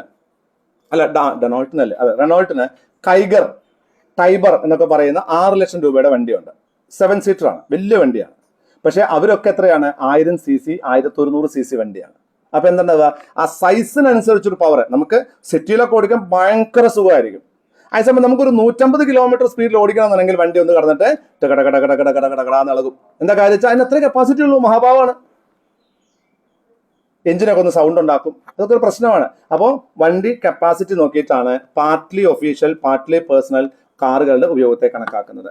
ഇഫ് എഞ്ചിൻ കപ്പാസിറ്റി 1.6 ലിറ്ററിന് താഴെയാണെങ്കിൽ, 1.6 ലിറ്ററോ അതിന് താഴെയാണെങ്കിൽ, അതിന്റെ അർത്ഥം എന്താണ്, 1600 CCയോ അതിൽ താഴെയാണെന്നുണ്ടെങ്കിൽ പെർക്വിസിറ്റ് എത്രയാണ് കണക്കാക്കുക, 1800 രൂപ പെർ മന്ത് ആണ്. അതായത് ഞാൻ ഒരു കാറ് ശരണ്യക്ക് ഒഫീഷ്യൽ പർപ്പസിനും പേഴ്സണൽ പർപ്പസിനും ഉപയോഗിക്കാനായിട്ട് കൊടുക്കുന്നു. ഇയാൾ എന്റെ കമ്പനി സെക്രട്ടറിയാണ്. ഇയാൾ അത് ഒഫീഷ്യൽ പർപ്പസിനും പേഴ്സണൽ പർപ്പസിനും ഉപയോഗിക്കുന്നുണ്ട്. ആ കാർ ഒരു 1600 CCയോ അതിൽ താഴെയോ ആണെന്നുണ്ടെങ്കിൽ 1600 CCയോ അതിൽ താഴെയോ ആണെന്നുണ്ടെങ്കിൽ ഒരു മാസം 1800 രൂപയാണ് അതിന്റെ പെർക്വിസിറ്റ് വാല്യൂ. 1600 CCക്ക് മുകളിലാണെന്നുണ്ടെങ്കിലോ 1600 CCക്ക് മുകളിലാണെന്നുണ്ടെങ്കിലോ 1601 ആണ്, അങ്ങനെയാണെങ്കിലോ 2400 രൂപയാണ് എന്താ പെർ മന്ത് ആണ് അതിന്റെ പെർക്വിസിറ്റ്. വേറെ ഒന്നും നോക്കണ്ട, ഇത്രയേ ഉള്ളൂ. അതായത് 1600 CCയോ അതിൽ താഴെയോ ആണെങ്കിൽ 1800 രൂപ പെർ മന്ത്, 1600 CCക്ക് മുകളിലാണെന്നുണ്ടെങ്കിൽ 2400 രൂപ പെർ മന്ത് ആണ് എന്ത് അതിന്റെ പെർക്വിസിറ്റ് വാല്യൂ ആയിട്ട് കണക്കാക്കേണ്ടത്. ഇനി ഡ്രൈവർ ഉണ്ടെങ്കിൽ ഡ്രൈവർക്ക് 900 രൂപ പെർ മന്ത്, മാസം 900 രൂപ വെച്ച് കണക്കാക്കും ഡ്രൈവറിങ് കമ്പനി കൊടുക്കുന്നുണ്ടെങ്കിൽ. അതായത് നിങ്ങൾക്ക് ഒരു കമ്പനി എന്ത് ചെയ്യുന്നു, ഡ്രൈവർ അടക്കമുള്ള ഒരു കാറ് കമ്പനിയുടെ ഉപയോഗത്തിനും പേഴ്സണൽ ഉപയോഗത്തിനും കൂടെ തരികയാണെന്ന് കരുതുക. ആ കമ്പനിയുടെ വണ്ടിയുടെ എന്താ നോക്കേണ്ടത്, എഞ്ചിൻ കപ്പാസിറ്റി നോക്കണം. അത് 1600 CCയോ അതിൽ താഴെയോ ആണെന്നുണ്ടെങ്കിൽ നിങ്ങളുടെ പെർക്വിസിറ്റ് വാല്യൂ എന്ന് പറഞ്ഞാൽ 1600 രൂപ പെർ മന്ത് കാറിനും 900 രൂപ പെർ മന്ത് ഡ്രൈവർക്കും. അത് നിങ്ങളുടെ ടാക്സി. അതേസമയം നിങ്ങളുടെ വണ്ടിയുടെ ക്യൂബിക് കപ്പാസിറ്റി 1600 CCക്ക് മുകളിലാണെങ്കിലോ 1.6 ലിറ്ററിന് മുകളിലാണെങ്കിലോ അപ്പൊ 2400 രൂപ വണ്ടിക്കും 900 രൂപ ആർക്കും. Finish. Then if expenses met by the employee, ഇനി അടുത്ത കേസ് എന്താണ്, ഈ കാറിന്റെ ചെലവുകൾ ആരാണ് മീറ്റ് ചെയ്യുന്നത്, എക്സ്പെൻസസ് ഒക്കെ മീറ്റ് ചെയ്യുന്നത് ആരാണ്, ഈ എംപ്ലോയി ആണ് എന്ന് കരുതുക കേട്ടോ. And car owned by the employer wholly or for official purpose ഞാൻ കണക്കാക്കി. Car owned and hired by the employee wholly for personal purpose ഞാൻ പറഞ്ഞു. Then car is owned and hired by the employee. അടുത്തത് എന്താണ്, expenses met by the employee. Employee ആണ് ചെലവുകൾ വഹിക്കുന്നത്. മുഴുവനുമായിട്ടും official ആണെന്നുണ്ടെങ്കിൽ ഒരു പെർക്വിസിറ്റും ഇല്ല. അത് ഞാൻ എൻ്റെ കാറിൽ ഓഫീസിൽ പോകുന്നു, എണ്ണ അടിക്കുന്നത് ഞാൻ, സർവീസ് നടത്തുന്നത് ഞാൻ, ഒക്കെ ഞാനാണെന്നുണ്ടെങ്കിൽ അതിനൊന്നും പെർക്വിസിറ്റ് ഇല്ല. കാരണം ഒരു ബെനിഫിറ്റ് എനിക്ക് കമ്പനിയിൽ നിന്ന് കിട്ടുന്നില്ല. മുഴുവനുമായിട്ടും അത് പേഴ്സണൽ ആണ് ഉപയോഗിക്കുന്നതെങ്കിൽ, അതായത് ഞാൻ എൻ്റെ സ്വന്തം വണ്ടി എൻ്റെ ഓഫീസിന്റെ അനുവാദത്തോടു കൂടി പേഴ്സണൽ കാര്യത്തിന് ഉപയോഗിക്കുകയാണെങ്കിൽ അതിന്റെ വിയർ ആൻഡ് ടിയറും ഡ്രൈവർ സാലറിയും എന്താണ് പെർക്വിസിറ്റ് ആയിട്ട് കണക്കാക്കും. Then partly official partly personal ആണെങ്കിൽ, അതായത് expenses met by the employee car used for partly official and partly personal ആണെന്നുണ്ടെങ്കിൽ 1.6 ലിറ്റർ വരെ കപ്പാസിറ്റി ഉണ്ടെങ്കിൽ 600 രൂപ പെർ മന്ത്. ദെൻ 1.6 ലിറ്ററിന് മുകളിലാണെങ്കിൽ 900 രൂപ per month, 900 rupees for driver. 2 കേസാ പറഞ്ഞത്. ഏതൊക്കെയാ പറഞ്ഞത്, ഒന്ന് കാറ് അതിന്റെ ഉടമസ്ഥൻ ആരാണ്, കാറിന്റെ എക്സ്പെൻസ് ഒക്കെ കൊടുക്കുന്ന ആരാണ്, എംപ്ലോയർ ആണ് കൊടുക്കുന്നത്. ഫസ്റ്റ് കേസ് അതാണ്, എംപ്ലോയർ. ആ കാർ ഉപയോഗിക്കുന്നത് മുഴുവനുമായിട്ടും ഒഫീഷ്യൽ പർപ്പസിനാണ്. അത് പെർക്വിസിറ്റ് അല്ല, ഡോക്യുമെന്റേഷൻസ് വേണം. അത് പേഴ്സണൽ പർപ്പസിനാണ് ഉപയോഗിക്കുന്നതെങ്കിൽ മുഴുവൻ expenses met by the employer used only for personal purpose ആണെന്നുണ്ടെങ്കിൽ എന്താണ് അതിന് actual expenses plus depreciation at the rate of 10% SLM plus driver salary minus recovery ആണ് perquisite. Partly official and partly personal expenses met by the employer ആണെന്നുണ്ടെങ്കിൽ 1600 cc വരെ ഉള്ള വണ്ടിക്ക് 1600 cc വരെ ഉള്ള വണ്ടിക്ക് 1800 രൂപ പെർ മന്ത് പ്ലസ് 900 രൂപ per month driver salary as perquisite. 1600 cc മുകളിലാണെന്നുണ്ടെങ്കിൽ 2400 രൂപ per month for car, then 900 രൂപ ഡ്രൈവർക്ക് പെർ മന്ത് എന്താണ് അതിന്റെ പെർക്വിസിറ്റ്. ദെൻ കേസ് നമ്പർ 2 ആണെന്നുണ്ടെങ്കിൽ എക്സ്പെൻസസ് മീറ്റ് ചെയ്യുന്നത് ആരാണ്? എംപ്ലോയി ആണ് എക്സ്പെൻസസ് മീറ്റ് ചെയ്യുന്നത് എന്ന് കരുതുക. അങ്ങനെയാണെങ്കിൽ മുഴുവനുമായിട്ടും ഒഫീഷ്യൽ കാര്യത്തിനാണ് ഉപയോഗിക്കുന്നതെങ്കിൽ expenses met by the employee only used for by the എന്താണ് അത് എന്താണ് ഇതിനാണെന്നുണ്ടെങ്കിൽ അതെന്താണ് ഫുൾ ആയിട്ടും എക്സംപ്റ്റഡ് ആണ്, നോ പെർക്വിസിറ്റ്. മുഴുവനുമായിട്ടും പേഴ്സണൽ ആയിട്ടാണ് ഉപയോഗിക്കുന്നതെങ്കിൽ നിങ്ങൾക്ക് ആ പേഴ്സണൽ ആയിട്ട് ഉപയോഗിക്കാൻ വേണ്ടി നിങ്ങളുടെ കാർ ഉപയോഗിക്കാൻ കമ്പനി സമ്മതിക്കുകയല്ലേ? അപ്പൊ അതിന്റെ വിയർ ആൻഡ് ടയറും അതിന്റെ ഡ്രൈവറുടെ സാലറിയും നിങ്ങൾക്ക് എന്താണ് അത് നിങ്ങൾക്ക് പെർക്വിസിറ്റ് ആയിട്ട് കണക്കാക്കാം. മനസ്സിലാവും ഞാൻ പറഞ്ഞത്? അതായത് കമ്പനി പറയാണ് നിങ്ങൾ കാർ ഉപയോഗിച്ചോ അതിന്റെ ചെലവ് ഞങ്ങൾ തരാം. അതിന്റെ ചെലവ് മുഴുവൻ വഹിക്കുന്ന ആരാണ്? ഞാൻ തന്നെയാണ് വഹിക്കുന്നത്. കമ്പനിയുടെ ഒരു പെർക്വിസിറ്റ് ആയിട്ടാണ് ഞാൻ ആ കാർ ഉപയോഗിക്കുന്നത് എന്ന് കരുതുക. അങ്ങനെയാണെന്നുണ്ടെങ്കിൽ അതിന്റെ വിയർ ആൻഡ് ടയർ ഡിപ്രീസിയേഷനും അതുപോലെ തന്നെ അതിന്റെ എന്താണ് ഡ്രൈവറുടെ സാലറിയൊക്കെ പെർക്വിസിറ്റ് ആയിട്ട് കണക്കാക്കണം, അതിൽ കൊടുക്കണം. Then partly official partly personal എന്താണ് 1600 cc വരെയാണ് എംപ്ലോയി ആണ് എക്സ്പെൻസ് കൊടുക്കുന്നതെങ്കിൽ 1600 cc വരെയാണെങ്കിൽ 600 രൂപ പെർ മന്ത് പ്ലസ് 900 രൂപ per month for driver. Then 1.6 ലിറ്ററിന്റെ മുകളിലാണെന്നുണ്ടെങ്കിൽ 900 രൂപ പെർ മന്ത് പ്ലസ് 900 രൂപ ഫോർ ഡ്രൈവർ. മനസ്സിലായില്ലേ? നിങ്ങളുടെ ടെക്സ്റ്റ് ബുക്കിൽ ഉള്ളതുപോലെ ഞാൻ പറയാം ഒന്നും കൂടെ കേട്ടോ.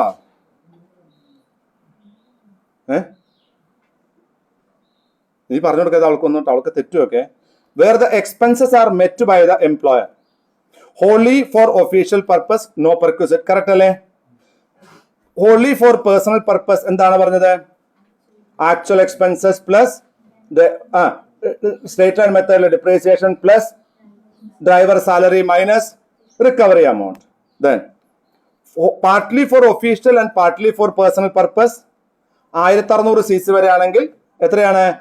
1800 രൂപ പെർ മന്ത് പ്ലസ് 900 രൂപ പെർ മന്ത് ഡ്രൈവർ.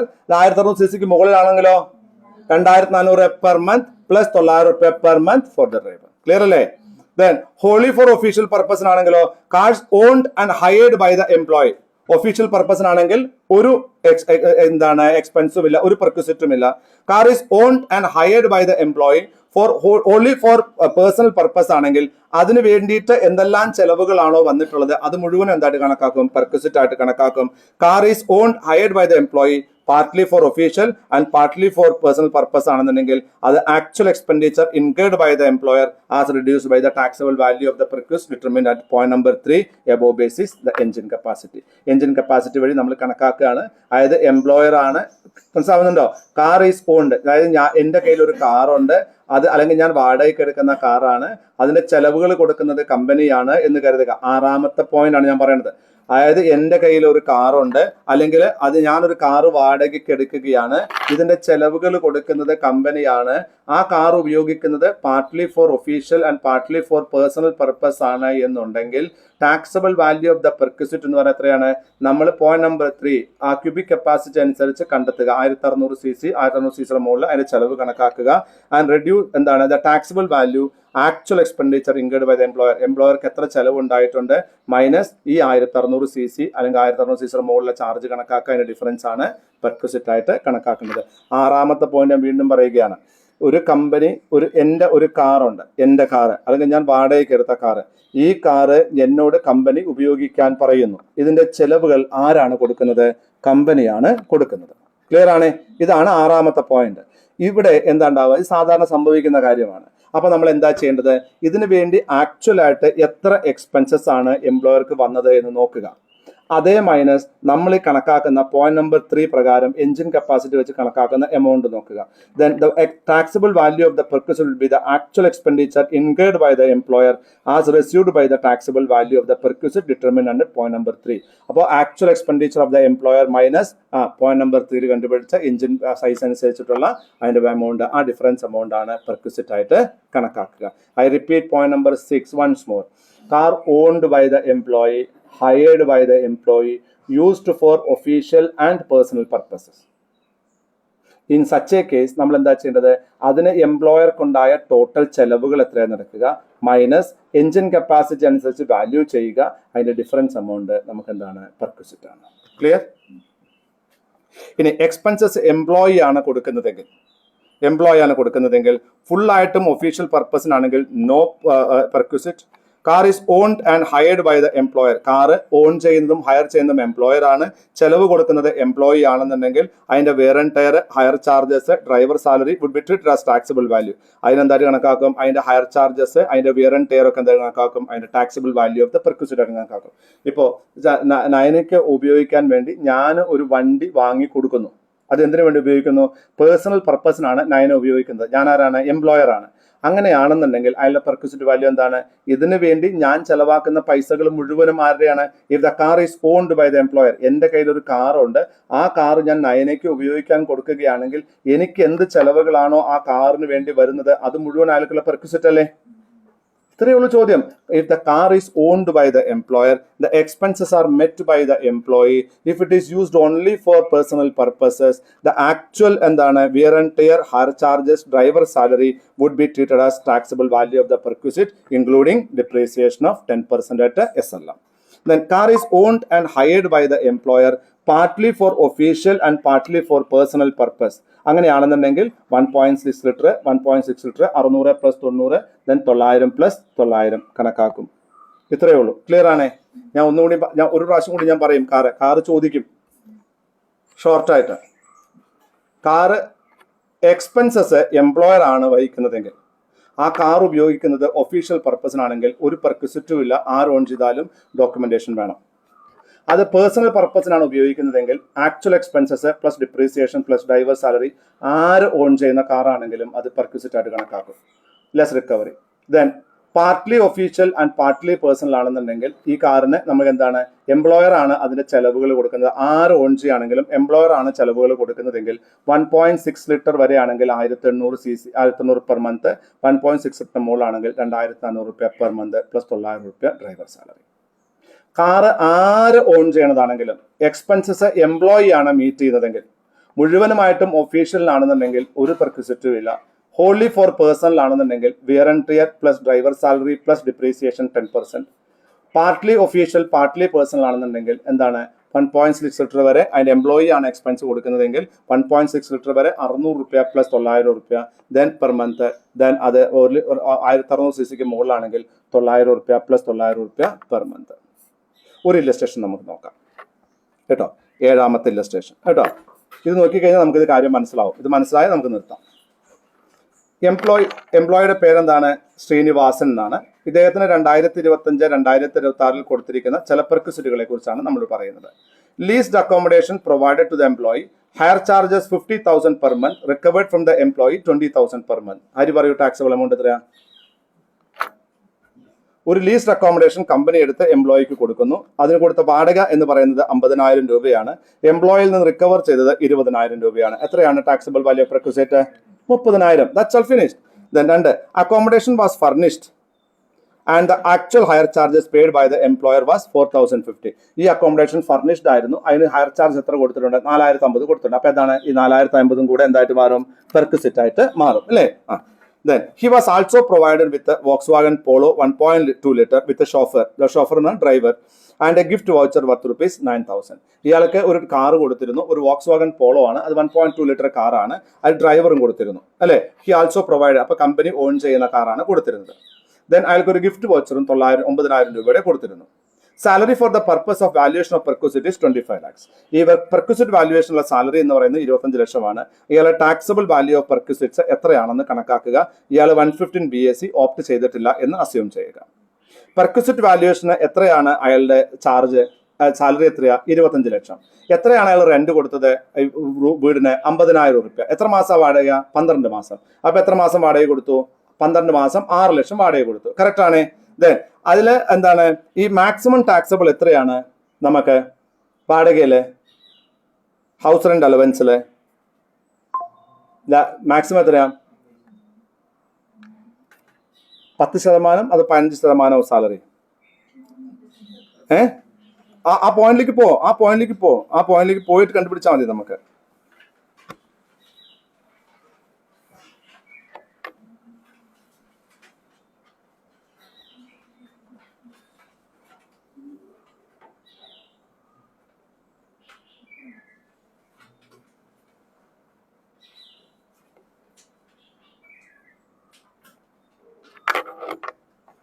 എത്രയാ പറഞ്ഞേ? 10 അല്ലേ അതോ 15 സംശയമൊന്നുമില്ല. എന്താ സംശയമില്ലാണ്ടിരിക്കാൻ കാരണം? മുകളിൽ പറഞ്ഞിട്ടുണ്ട്, if the actual accommodation is taken on lease by the employer, the actual value of the lease rental paid by the employer subject to maximum of 10% salary is considered as value. കണക്കിൽ എത്ര ചെയ്തിട്ടുള്ളേ? എന്നെയല്ല കുറ്റം പറയേണ്ടത് കേട്ടോ. 15% കാണിച്ചിട്ടുണ്ട്. എത്ര ശരിക്കും വേണ്ടത്? 10% maximum വേണ്ടത് കേട്ടോ. അപ്പൊ 10% ആകാൻ പാടുള്ളൂ. 10% എത്രയാ? 2.5 ലക്ഷം കേട്ടോ. സാലറിയുടെ 10%.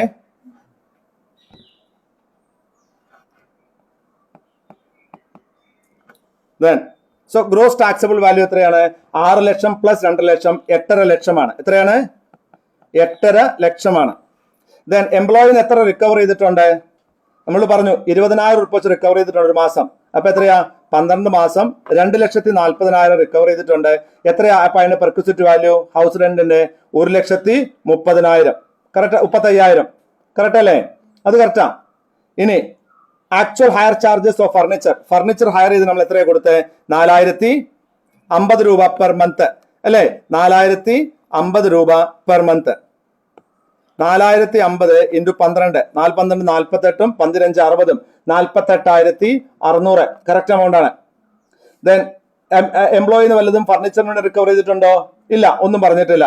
അപ്പൊ ടാക്സബിൾ വാല്യൂ ഓഫ് പെർക്വിസിറ്റ് എത്രയാ? 1,30,50,000 പ്ലസ് 48,600 1,83,600. ക്ലിയർ ആണോ? അതായത് ഇവിടെ ഒരു തെറ്റുണ്ട്, അതാ ഞാൻ പറഞ്ഞത്. 25 ലക്ഷമാണ് വാല്യൂ, 10% മാക്സിമം ക്യാപ്പ്. പക്ഷെ കണക്കിൽ അത് 15% എടുത്തിട്ടുള്ളത്. അപ്പൊ 10% മാക്സിമം ക്യാപ്പ്. അപ്പൊ 25 ലക്ഷം സാലറി. ആക്ച്വൽ ലീസ് ചാർജസ് എത്രയാ? 6 ലക്ഷം നമുക്ക് തന്നിട്ടുണ്ട്. 50,000 രൂപ പെർ മന്ത്. സോ നമുക്ക് മാക്സിമം എത്രയേ പാടുള്ളൂ? പക്ഷേ 2.5 ലക്ഷത്തിൽ കൂടാൻ പാടില്ല. അതായത് 10% കൂടാൻ പാടില്ല. അപ്പൊ നമ്മൾ എത്രയാണ്? നമ്മൾ 2.5 ലക്ഷമാണ് അതിന്റെ വാല്യൂ ആയിട്ട് കണക്കിൽ. 15% of the actual lease charges 50,000. But എന്താണ് 15% of the maximum value 2,50,000. So 2,50,000 ആണ് നമ്മുടെ എമൗണ്ട് ആയിട്ട് കണക്കാക്കുക. ലെസ് റിക്കവറി ചെയ്ത എമൗണ്ട് എത്രയാണ്? 2,40,000. അത് കുറച്ച് എത്രയായി? 10,000 രൂപയാണ്. ആ കണക്ക് നമ്മൾ തെറ്റിച്ചു ഞാൻ.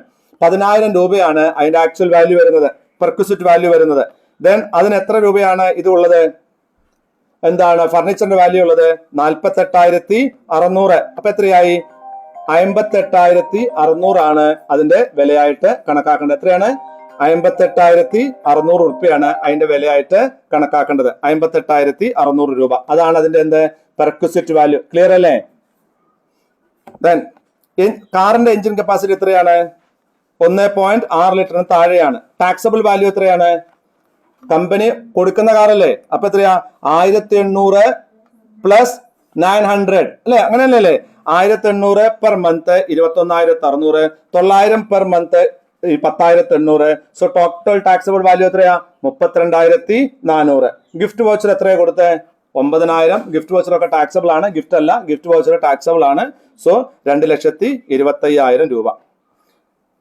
ഗിഫ്റ്റ് വൗച്ചേഴ്സ് എന്താണ്? Gift vouchers are taxable as perquisites too if received by the employer and the value is more than 5,000. 5,000 രൂപയിലും വില മുകളിലുള്ള എല്ലാ ഗിഫ്റ്റ് വൗച്ചറും ഫുള്ളി ടാക്സബിൾ ആണ്. 5,000 രൂപ വരെ ടാക്സബിൾ അല്ല.